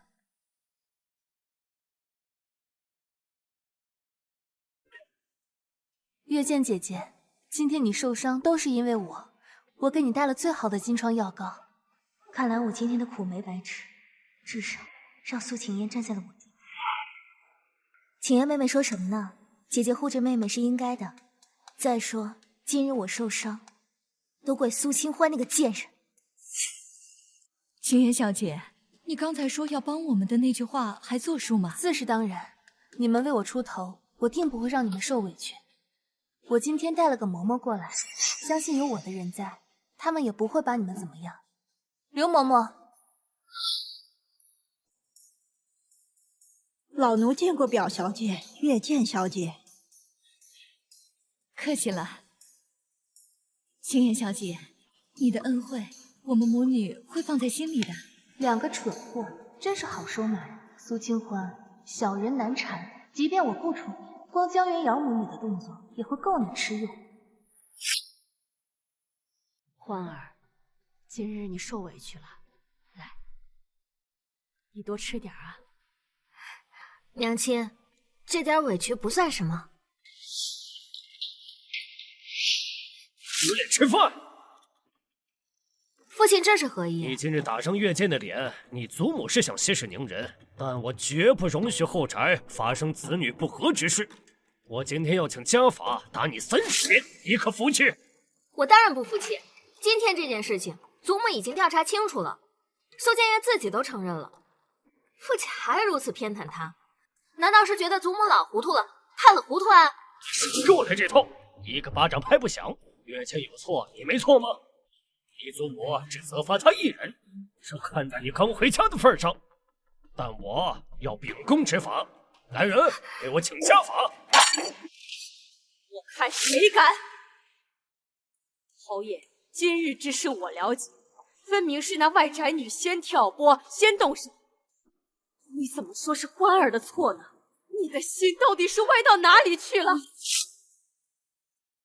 月见不过是无心之失，可他非要把事情闹大，还说不是他的错。那是我的错，我是错在不应该让他一巴掌打到我的脸上，还是错在不应该制止他对太子出言不敬？父亲如此偏心外事，当真叫人心寒。逆子，三番两次顶撞为父。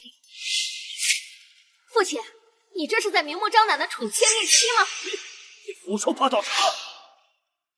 侯爷，你若是今夜过来谈此事，就请先回。多百儿！母亲，你怎么了？被气得肚子疼。母亲，你还有不到3个月就要生产了，现在入夏，你千万一定不能动怒，要安心养胎。行，我都听欢儿的。上辈子福临公主就是地下世界遭人暗算，双腿残疾，从此沦为废人。暗中算计，倒像是封闭的手笔。学堂之事，风慈和福临公主多次护我，上一世我无力护下我所在意之人，这一世我定要阻止此事发生，护住福临公主。你这二小姐，侯爷有令，让您在府中闭门静思己过，不得外出。静思己过，他还真是变着法的给苏月见母女出头啊！二小姐，请回吧。我若是今天一定要出这侯府呢？还请二小姐不要为难属下。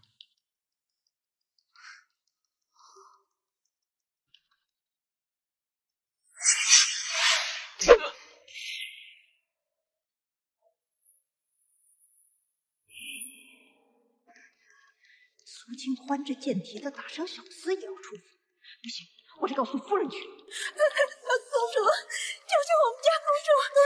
公主，谁能救救我们家公主啊？这太医怎么还不来呀？这可是福临公主，这个严重，哪个太医敢医治啊？这要是一个不小心，可是要掉脑袋的。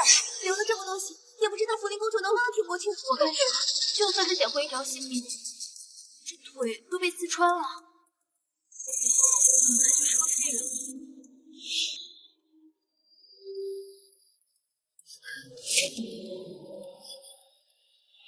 都让开！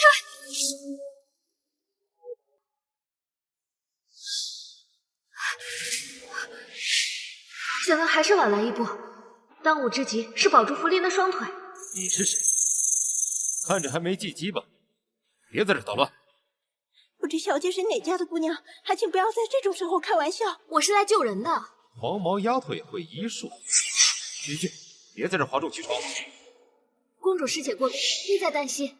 若迟疑片刻，莫说这双腿能否保得住，就连性命都难说。我凭什么相信你？若救不了公主，我愿意给她陪葬。好，那就让你试试。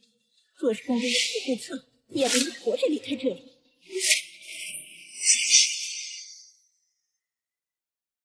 充满了千金之躯，怎能将她交给一个来历不明的小丫头？若非你现在有更好的办法，别忘了，若不是你护主不力，公主也不会出事。陆老，你个上位阶级的黄毛丫头，怎么可能救得了公主？我绝不会让你靠近公主半步。公主性命危在旦夕，我拿身家性命作赔，你却再三阻挠，你究竟意欲何为？还是说，你根本就不想救公主？你胡说！我看分明是你想借机对公主下手，踏上我自己的命。公主，快救救公主！公主！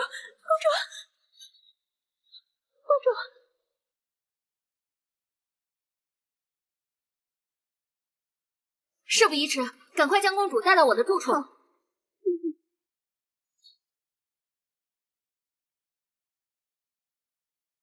想救福临公主，绝不会上天如愿。这是银针刺穴，你去守着外面，没有我的吩咐，不要让任何人进来。是。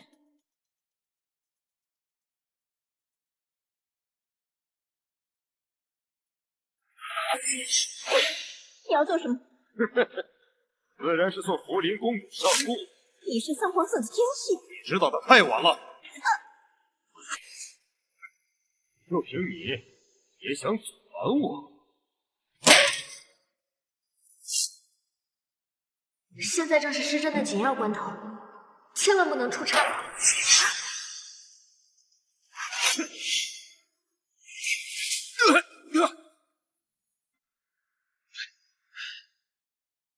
贱人！你对我做了什么？自古医毒一家，我对毒药也是很擅长的。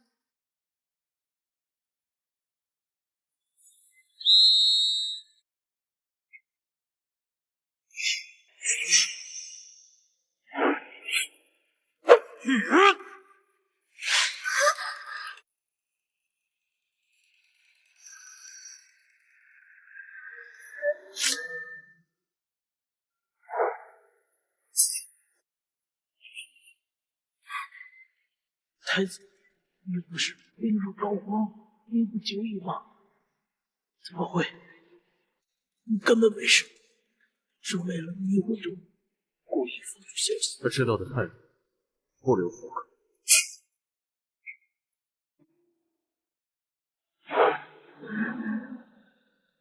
对不起，我来晚。我就知道你会来。我该给福临公主把针。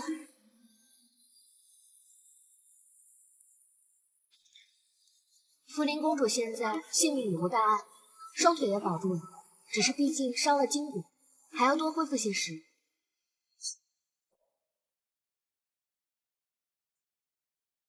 苏清欢，你可要清醒一点，别忘了上辈子就是栽在男人手里，落了个满门覆灭的下场。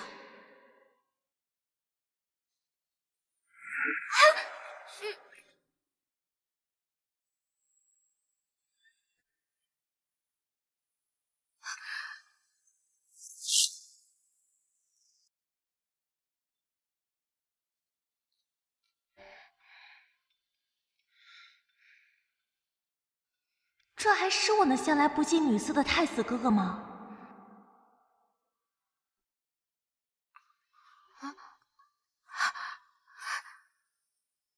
福临公主，我什么都没看到，你们继续，继续。福临公主，臣女给你开了药方，你每日监服3次，10日之后再来公主府上为你检查。是你救了我。有人布局想杀你，是苏二小姐救了你的性命。多谢苏二小姐救命之恩。那我的腿，你的腿已并无大碍。真的吗？我还以为我瘸了。从此以后，你就是我异父异母的姐妹，我的太子哥哥也是你的哥哥。福临，口误口误，你我2人姐妹相称，有时间你就多来公主府走动走动。哥，我只能帮你到这儿了。你眼睛抽筋了吗？公主，殿下，臣女有一事相求。但说无妨。臣女会医术一事，希望2位殿下为我隐瞒，避免引起不必要的麻烦。好，多谢。是我该谢谢你，你让黎洛及时去送信护着福临，还帮他医治双腿。若非如此，即便福临能留下小命，但是双腿恐怕也会废掉。但是我有一事很好奇，你真的有预见未来的本事？我总不能说我是重生的吧？我自有来西西的渠道，还望殿下不要多问。我信你。你就这么相信我，不怕我骗你，然后设计陷害你，顺便埋伏？我相信你不会，我也相信我看人的眼光。你是不是喜欢我？你现在才发现吗？我以为我表现的已经足够明显了。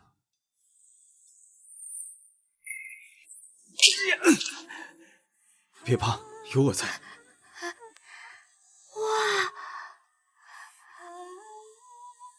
你祖母不是送给那苏什么烟一条手镯吗？这条送给你。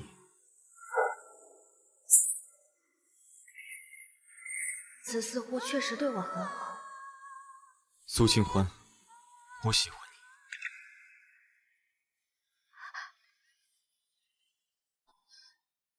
我还有很多事情没有完成，暂时无心儿女私情。无妨，我可以等你，等你做完你自己想做的事，等你接受。我先去给公主接药了。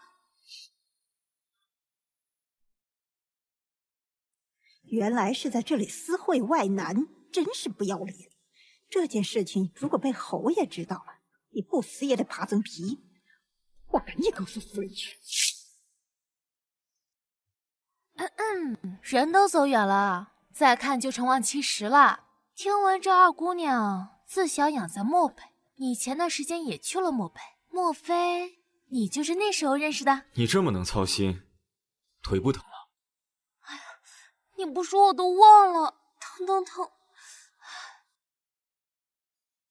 这些礼品是？这些可是太子殿下送来侯府，指名道姓要送给苏家嫡女晴烟姐姐的。苏家嫡女可不止她一个。笑话，你该不会以为这些礼品是太子殿下送给你的吧？行了，子明，既然太子妃还未病，这些礼品就是太子殿下送给我们侯府，你们挑些回去吧。使不得，晴烟姐姐，这礼物一定是太子殿下送给你的。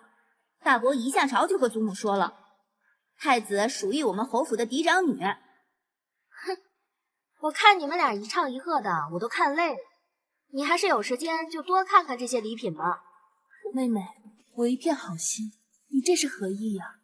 只是姐姐，我要告诉你，有些东西注定不属于你。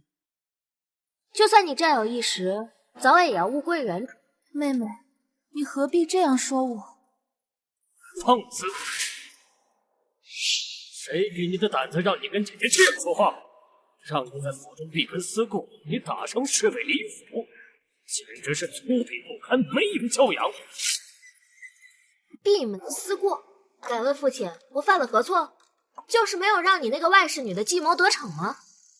我可是你的父亲，有你这样跟我说话的吗？我回府这么些时日，你可对我尽过一日父亲的责任。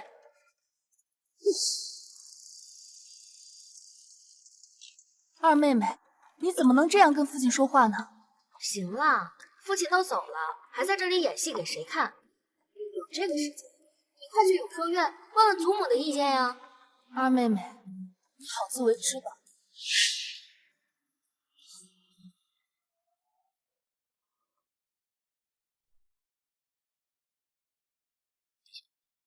您送给苏二小姐的礼物被苏大小姐冒领了。清欢是什么反应？苏二小姐没有揭穿。那便无妨，她有自己的套路，帮她掩护便可。是殿下。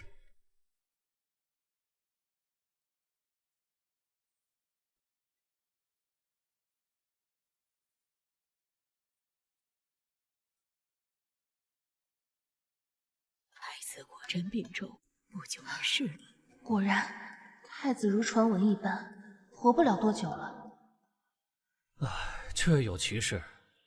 太子病入膏肓，太医院那边束手无策，据说时日无多了。他这么着急送礼上门，看来是想把这桩婚事定下了。三皇子那边可有属于我们侯府的姑娘？仍未探到口。如今太子病重，三皇子得势，如果皇上给太子赐婚，我们断然不能拒绝。我现在很担心晴烟那丫头未必愿意嫁过去。自古以来，父母之命，媒妁之言。她若真的成为太子妃，那我们侯府便也一跃成为皇亲国戚，这又是何等的荣耀！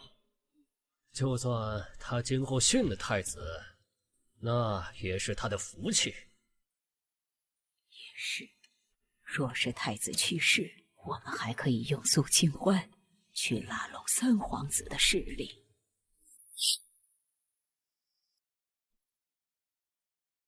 凭什么要我伺候那个病秧子，而他苏清欢却可以勾搭三皇子？既然你们不为我考虑，那就别怪我另谋出路。苏晴音，你的出路我已经替你谋好了，你就等着往里跳吧。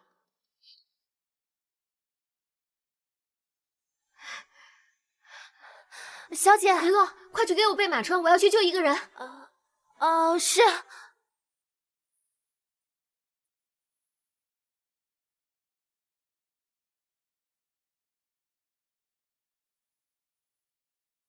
这么晚，他能去哪儿？云逸，殿下，您可算来了。您再不来，太子妃都要被人抢走了。发生了何事？苏清欢呢？二小姐好像出城去了，是去救一个男人。本殿倒是要看看，何人值得她半夜出城去救？疯批，终于让你落到我的手里。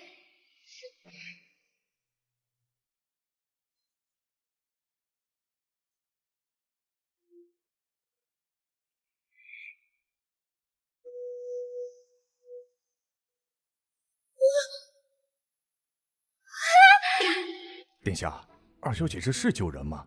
怎么感觉有种不顾人死活的呀？阿弥陀佛，阿弥陀佛。有，哎呀，二小姐是不是跟三殿下有仇啊？要不是直接杀你，后续麻烦事太多，你早就没命了。二小姐，大小姐一行人正在往这边赶来。啊，行行行，这块没你事，你先走吧。啊，是。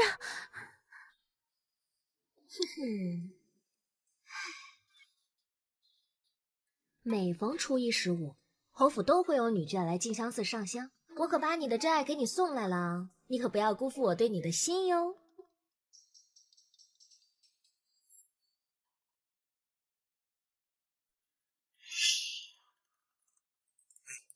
黎洛，我不让你。哎，太子，你怎么来了？路过。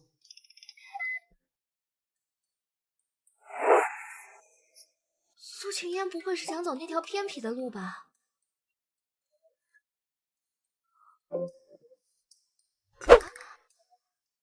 什么动静啊？多谢。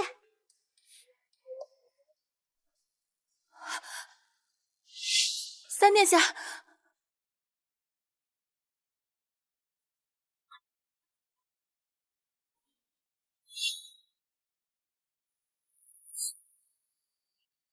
苏晴烟，上一世你冒名顶替我的救命之恩，这一世我如你所愿，希望到时候你能承受住后果。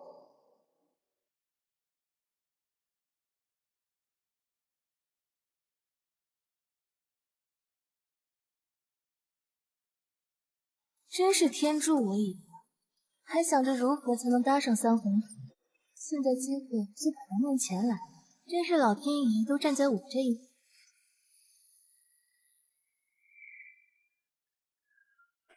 唉，真没劲，还以为他们会发生点什么。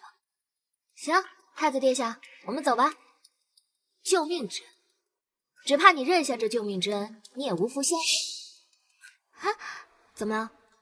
索尔小姐，我怎么觉得你总有一种未卜先知的能力？巧合而已。一次巧合，两次巧合，三次还是巧合，这未免也太说不过去。等到了合适的时候，我会告诉你。公子，你相信我，我是不会伤害你的。我相信你，虽然我不知道你要干什么，但是无论发生什么情况，我都会支持你。太子妃的身份，我只许诺你一人。谢谢你。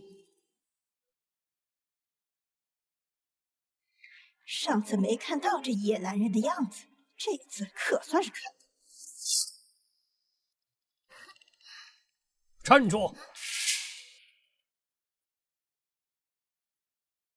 不知父亲找我何事？自己干出的丑事儿，还有脸问我？我究竟做了何事，值得父亲生这么大的气？哎呦，二小姐，你大伤侍卫出府与外男私会一事，侯爷已经知道了。你呀，还是快些认错吧。啊，身为侯府嫡女，却做了这等伤风败俗之事，我们侯府的脸面都被你丢尽了。你再说一个试试。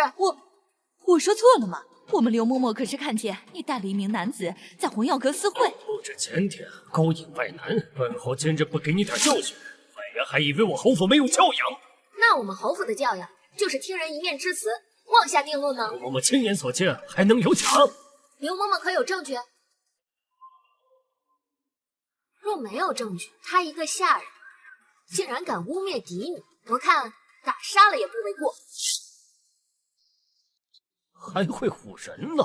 这刘嬷嬷是你姨娘身旁的人，难道她还能撒谎诬陷你不成？她一个外室，配我叫姨娘？二小姐，我知道你不认我，但月见终究是你的姐妹，你放心，待我生下腹中孩子，我便会离开侯府。我娘亲可没有给我生一个心狠手辣的妹妹。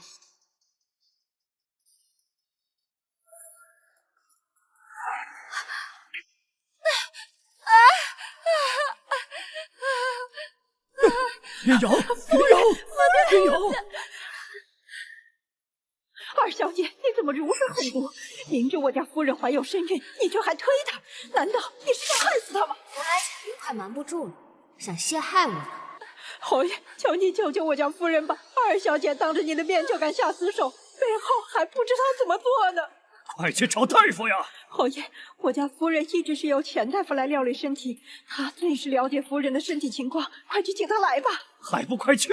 是探长，我们侯府也有府医，何必舍近求远呢？去请府医。二小姐，你不让侯爷去请大夫，到底有何目的？难道是想拖死我家夫人吗？请府医难道不是最快的方法吗？还是说你另有隐情？哎呀，侯爷明察，我家夫人身体病弱，这一直都是钱大夫调理身体。这府医来了，也不知道能否照顾到夫人的身体情况。万一有什么差错，那可就是一尸两命啊！侯爷，你别怪二小姐，是我自己没有站稳。别说话啊！我已经命人去请大夫了，你一定会没事的。哼，江云瑶，你以为说服父亲请钱大夫就能高枕无忧了？重活一世，我怎会半点准备都没有？我倒要看看你们能不能请来那个钱大夫。勾当外男，有害我流产，苏清欢，这一次我看谁还能护着你。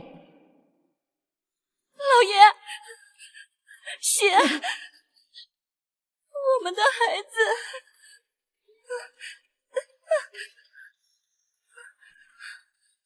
云瑶都这样了，还在为你求情，二爷推了他，不仅不承认，还怀疑他有目的。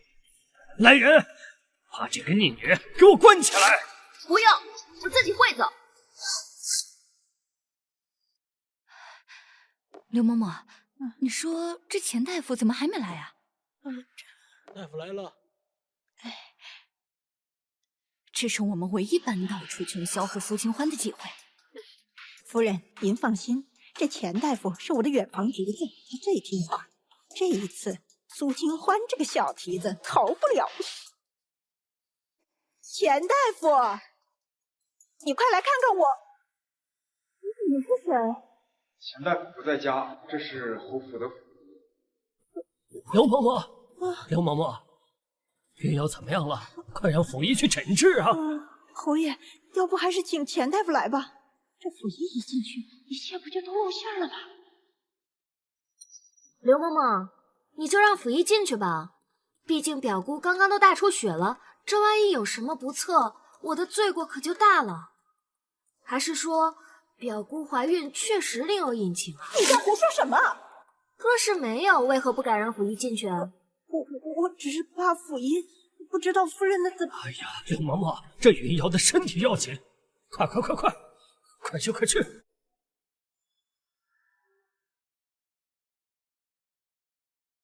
完了。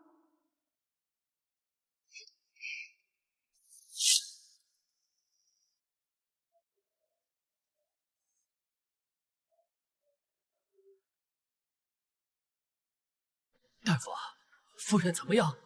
孩子保住了吗？你这个孽障，心思狠毒，谋害我侯门血脉！侯爷，表小姐并未怀孕。你说什么？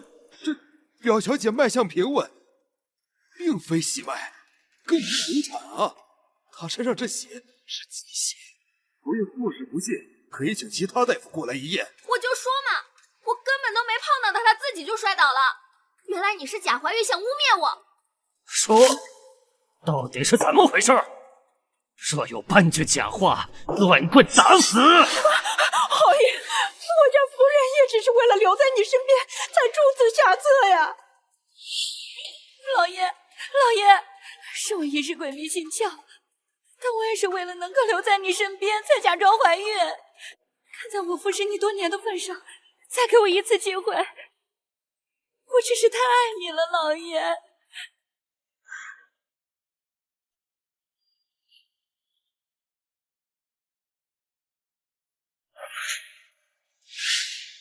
云瑶，你知道你的心意吗？这件事情我会跟母亲说清楚的。往后你和月见就留在府中吧。表哥，你对我真好。我不同意！我不同意！这件事情什么时候轮到你同意了？父亲莫不是忘了，刚才表姑要栽赃陷害的人就是我。若非贾云的事情被揭穿，此刻我岂不是背负上了残害手足、心狠手辣的罪名？云瑶做的不对，我让他给你道个歉就是了。难道道个歉就好了吗？你还想如何？既然父亲不打算把这对居心叵测的母女赶出侯府，那便上家法50鞭。什么？50鞭？老爷，这会要了我的命！哎，侯爷，夫人固然有错，可她也是为了留在你身边，还请饶她一命啊！既是侯府的人，犯了错就该罚。父亲刚才对我如此，对你们也得这样。来人，把他给我带下去！放肆！侯府什么时候轮到你出手了？还不退下！我就知道父亲会护着江云瑶，我自己动手。老爷，逆女，住手！逆女，住手！逆女，你眼里还有没有我这个父亲？二小姐，不好了！夫人听说了揽玉娥的事，赶来时动了胎气，只怕是要生了。我不是派人守在了狐妖阁，到底是谁敢走漏了消息？表小姐屋里的人。江云瑶，等我母亲平安生产完，咱俩新账旧账一起算。你还敢威胁云瑶？我母亲怀孕生产，你半字不过问，却一味的偏袒江云瑶。我母亲若平安便罢，她若有个3长2短，你们我一个都不会放过。反了你了！一起吗？还有百草堂的神医，还有将军府，一并请过来。清欢他打我也就算了，可他好歹是你女儿，他居然这么跟你说话。村长蛮横无理，怎么会是我苏静的女儿呀？他刚才打了你，我稍后会让他给你一个交代。如今这楚琼霄就要生产了，我先去通知母亲啊。哎，刘嬷嬷，是。不枉费我鼓动江云瑶母女和苏清欢作对，看着他们狗咬狗，真是有意思。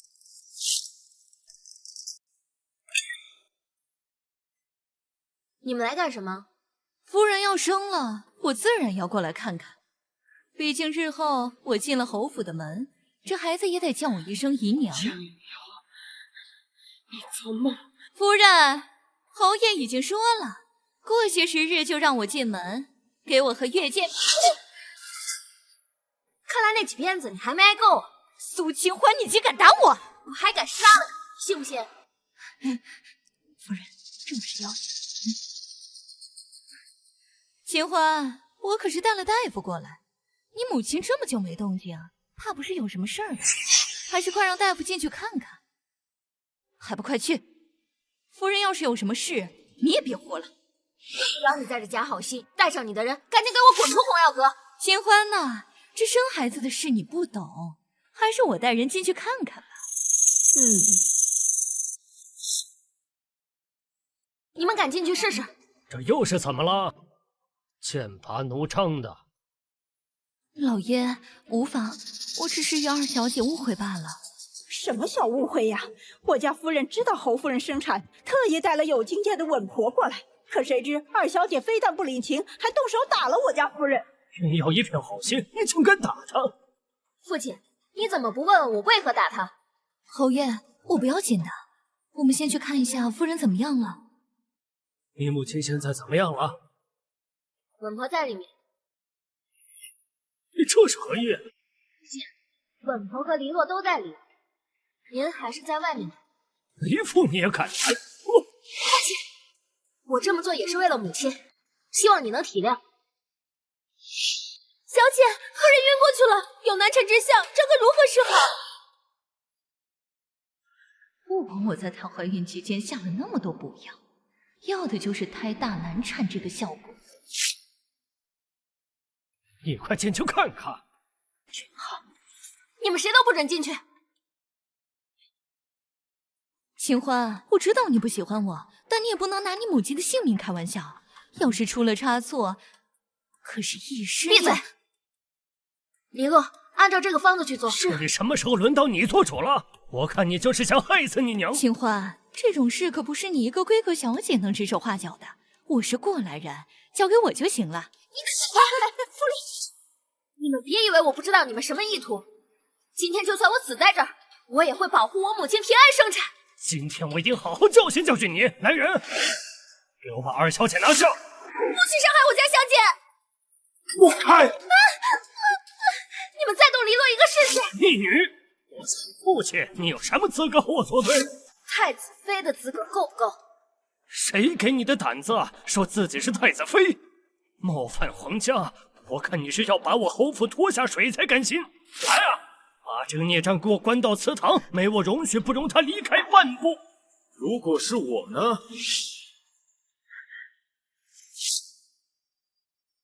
侯爷，就是他，那跟二小姐私会的野男人，我亲眼看见他。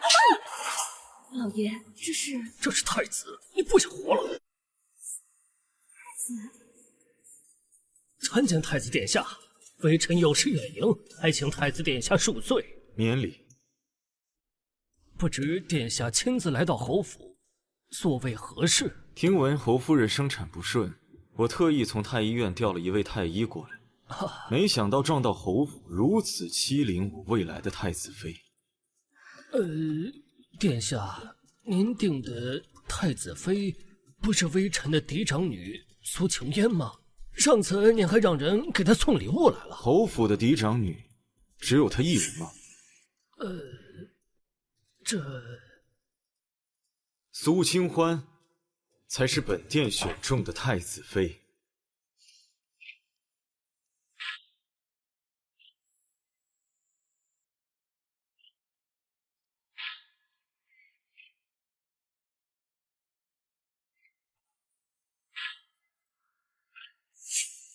以为这次能除掉楚琼霄这个贱人，没想到苏清欢这个小贱人竟然勾搭上了太子。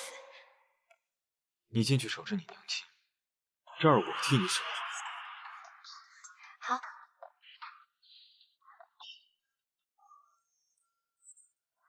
琼霄这个贱人，最好难产而死。生了，谢天谢地，菩萨保佑，母子平安。哎呀！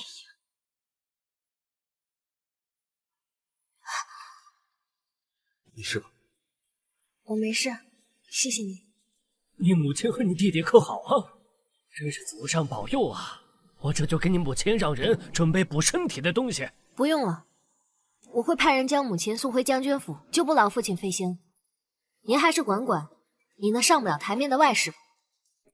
我差人帮你。哎呀，你母亲是我侯府的主母，这怎么能刚生完就接到将军府？这像什么话？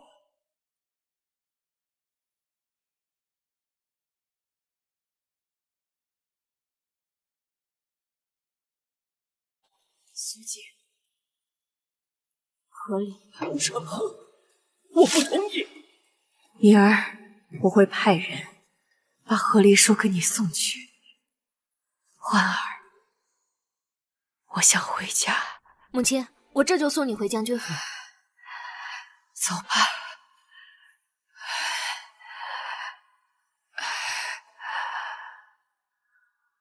琼霄，太子。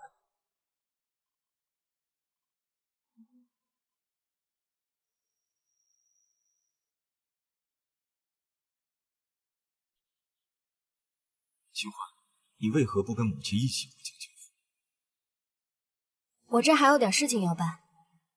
太子能帮我照顾一下我的母亲和弟弟吗？清欢，你在府中一切当心，我会留一个暗卫给你，若是谁敢欺负你，你就打过去，有事我给你兜着。多谢太子。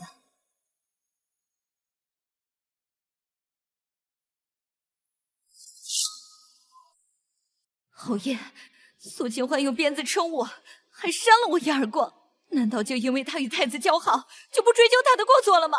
放心，我会给你一个交代的。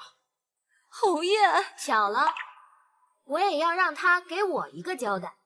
你这话是什么意思？江云瑶假孕，又流产陷害我，故意将消息透露给我母亲。我母亲生产时故意刁难，真当我苏清欢是吃素的。侯爷，我是为了留在你身边，才会做出假怀孕这件事情。我并没有想要为难夫人，不知二小姐为何要这般误解我。清欢，假孕一事是云瑶的不对，可她好心去看你娘，你怎么能动手打她呢？这种做派岂是一个大家闺秀所做的？今日我就罚你在祠堂跪上一晚，以儆效尤。父亲，你护她倒是护得挺紧，只是你大概还不知道吧？他已经与你私通，还妄图混淆侯府血脉。苏清欢，你为何一再往我身上泼脏水？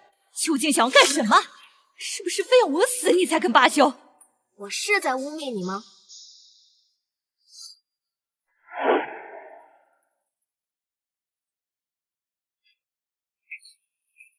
睁大你的眼睛看看清楚，这人是谁啊？不认识了吗？他可是你的老熟人，他已经全都交代了。什么老熟人？我根本就不认识他。行了，别再浪费口舌了。你们是青梅竹马，你为了怀孕多次找上他，他去你院子的那天晚上，可很多人都听见。只有死人才不会乱说话。侯爷，一定是他陷害我，我这就杀了他。嘿，想杀人灭口？云瑶，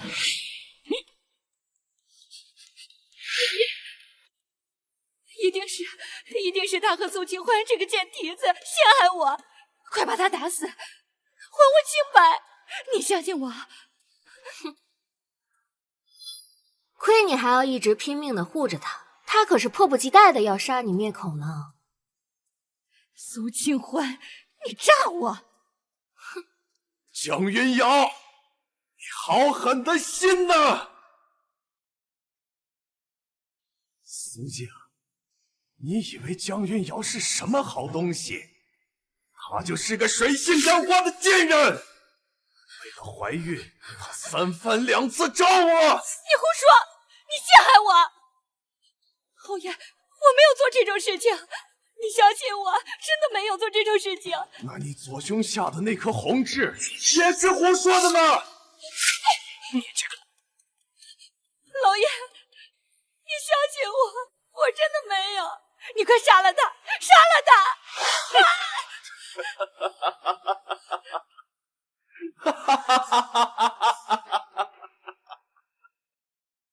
苏静，我和江云瑶早就暗通款曲了，就连苏月见也是我的女儿。你闯她护她这么多年，只不过是把我再当女儿。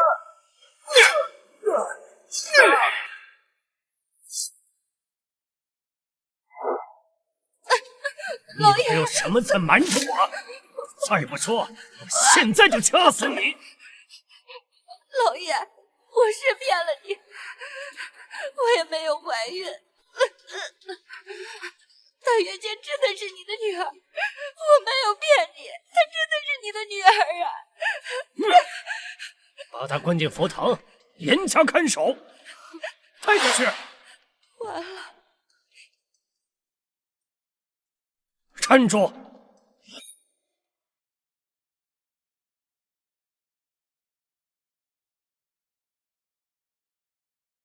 这下你满意啊？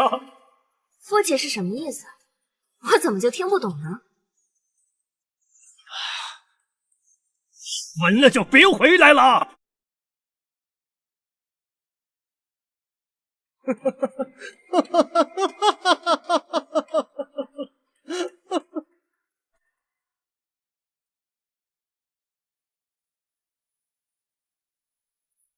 苏清欢，即使你被太子看上又如何？他不过是个病秧子，马上就要死了。如今我攀上了三皇子，你还是会被我踩在脚下。听说最近三皇子跟苏秦烟交往甚密，还不是拜你所赐。疯屁一直以为救他的人是苏秦烟，对他可谓是有求必应。那我就再送他一份大礼。你说，如果三皇子知道救他的人不是苏秦烟，会如何对他呢？你想怎么做？到时候你就知道了。这是那日我送他的手镯，还是第一次见他戴上。你看着我做事。这个镯子是当初我母后留给我的，是她送给未来儿媳妇的见面礼。啊？那你那么早就送给我了，又没有告诉我是什么意义？大概我在那个时候就喜欢上你了吧。清欢，我知道今日你答应太子妃的身份，是因为情势所迫。但是我若以太子妃为聘，余生只许你一人，你愿意嫁给我吗？你怎么就知道今日是情势所迫，而非真心呢？这么说，你也喜欢我？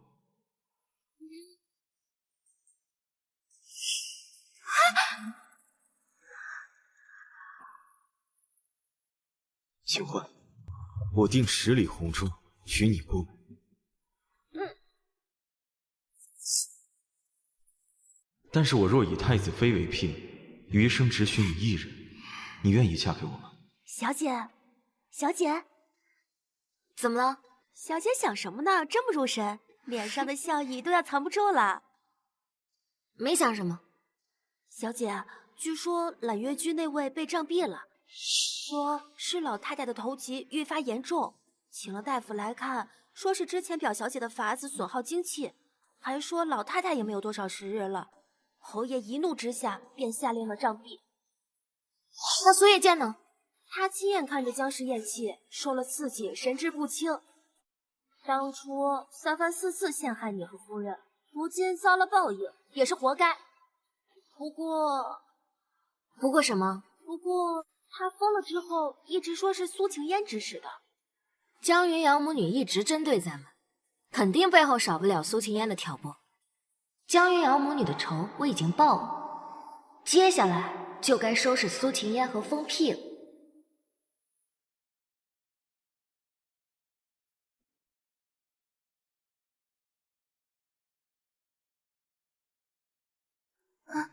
他很久了吧？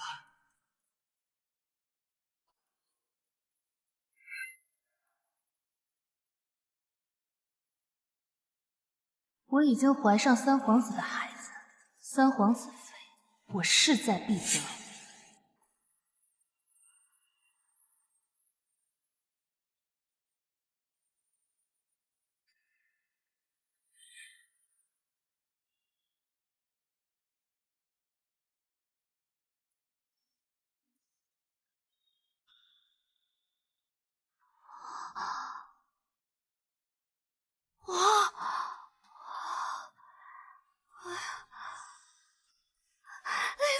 不行！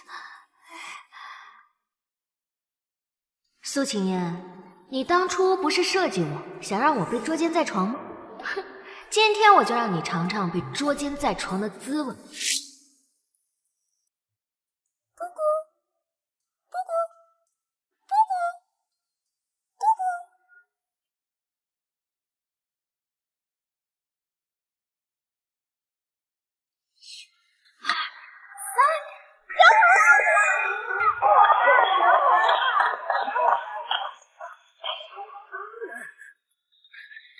这是怎么了？啊？什么事儿啊？后院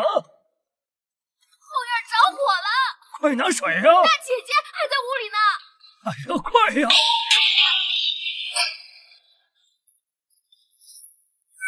大姐姐的房间里怎么你这个女人，谁呀？三殿下，这个时候还暴露我的身份，侯爷。父亲，你可要为女儿做主啊！好端端的怎么会走水？一定是苏清欢，她蓄意想要害我。大姐姐说这话可真有意思，我怎么害你啊？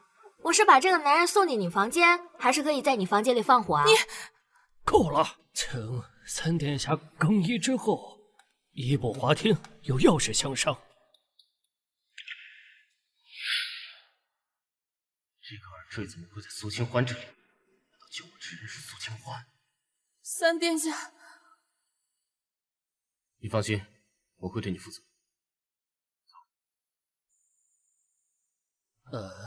听小女说，三殿下与嫣儿乃情投意合，如今又发生这样的事儿，微臣有个不情之请，可否让嫣儿留在你身边啊？很快，我就是高高在上的三皇子妃了。苏清欢，你还不知道吧？本王若不娶，殿下，你说过会对我负责的呀。你也说过救我之人是你。难道他发现我欺骗了他？还真是如上士一样冷血无情啊！可是殿下，我的身子已经给了你。娶你也可以，但有一个条件。什么条件？她为正妃。一切都完了。苏二小姐，您意下。三皇子，你这玩笑开大了吧？本王不觉得是开玩笑。侯爷，二位都是你的亲戚，您意下。哎呀，三殿下，这恐怕不好吧？为何？因为苏清欢是本太子看上的人。皇兄，你这是何意？别肖想不属于自己的人。苏清欢，你娶不起。本殿要是你，就先将这些破事儿处理好。半夜3更在别人府上捉奸在床，皇家可丢不起这个脸。殿下，我怀了您的孩子。父皇如今一个孙子都没有，苏清烟怀上了皇室长孙，看来不得不娶了。怀孕了怎么不早点告诉我？刚才是跟你开玩笑的。我本想等殿下上门娶妻时，再给您一个惊喜的。侯爷，还请将嫣儿许配给我。只是如今嫣儿怀有身孕，立她为正妃礼仪繁琐，不如早早将她接入府中。唯有这样，才能保证嫣儿乃至整个侯府的名声。待你生产后，本王上书父皇，册立你为正妃。一切全听殿下安排。哼，苏晴烟，如此一来，你和疯屁就是夫妻一体，分不开了。2个月后，三皇子谋反，你也跑不掉。小姐，夫人自从和侯爷合离之后，整个人的气色都好了，脸上的笑意也变多了许多呢。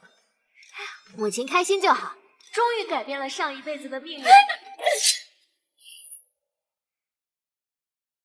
二妹妹又见面了。苏晴烟，三皇子府被禁足，上下人皆不得外出，你这是在抗旨？抗旨又如何？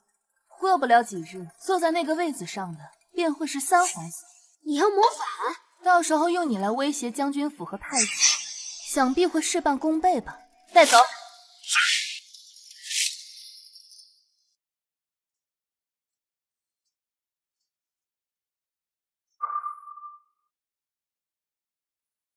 风慈，又是你做的事。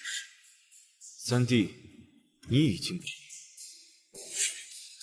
喂，我看未必。苏清欢还在我手里呢。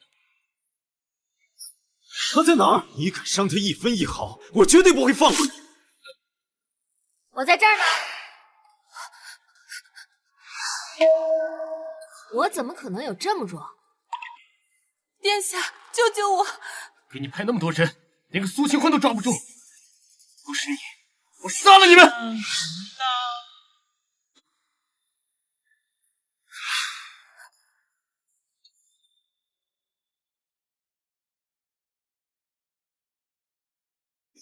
三皇子逼宫，犯下谋逆之罪，褫夺封号，终身幽禁。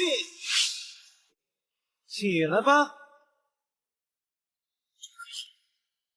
这不可能！苏清欢，你这个贱人，我杀了你！凤慈。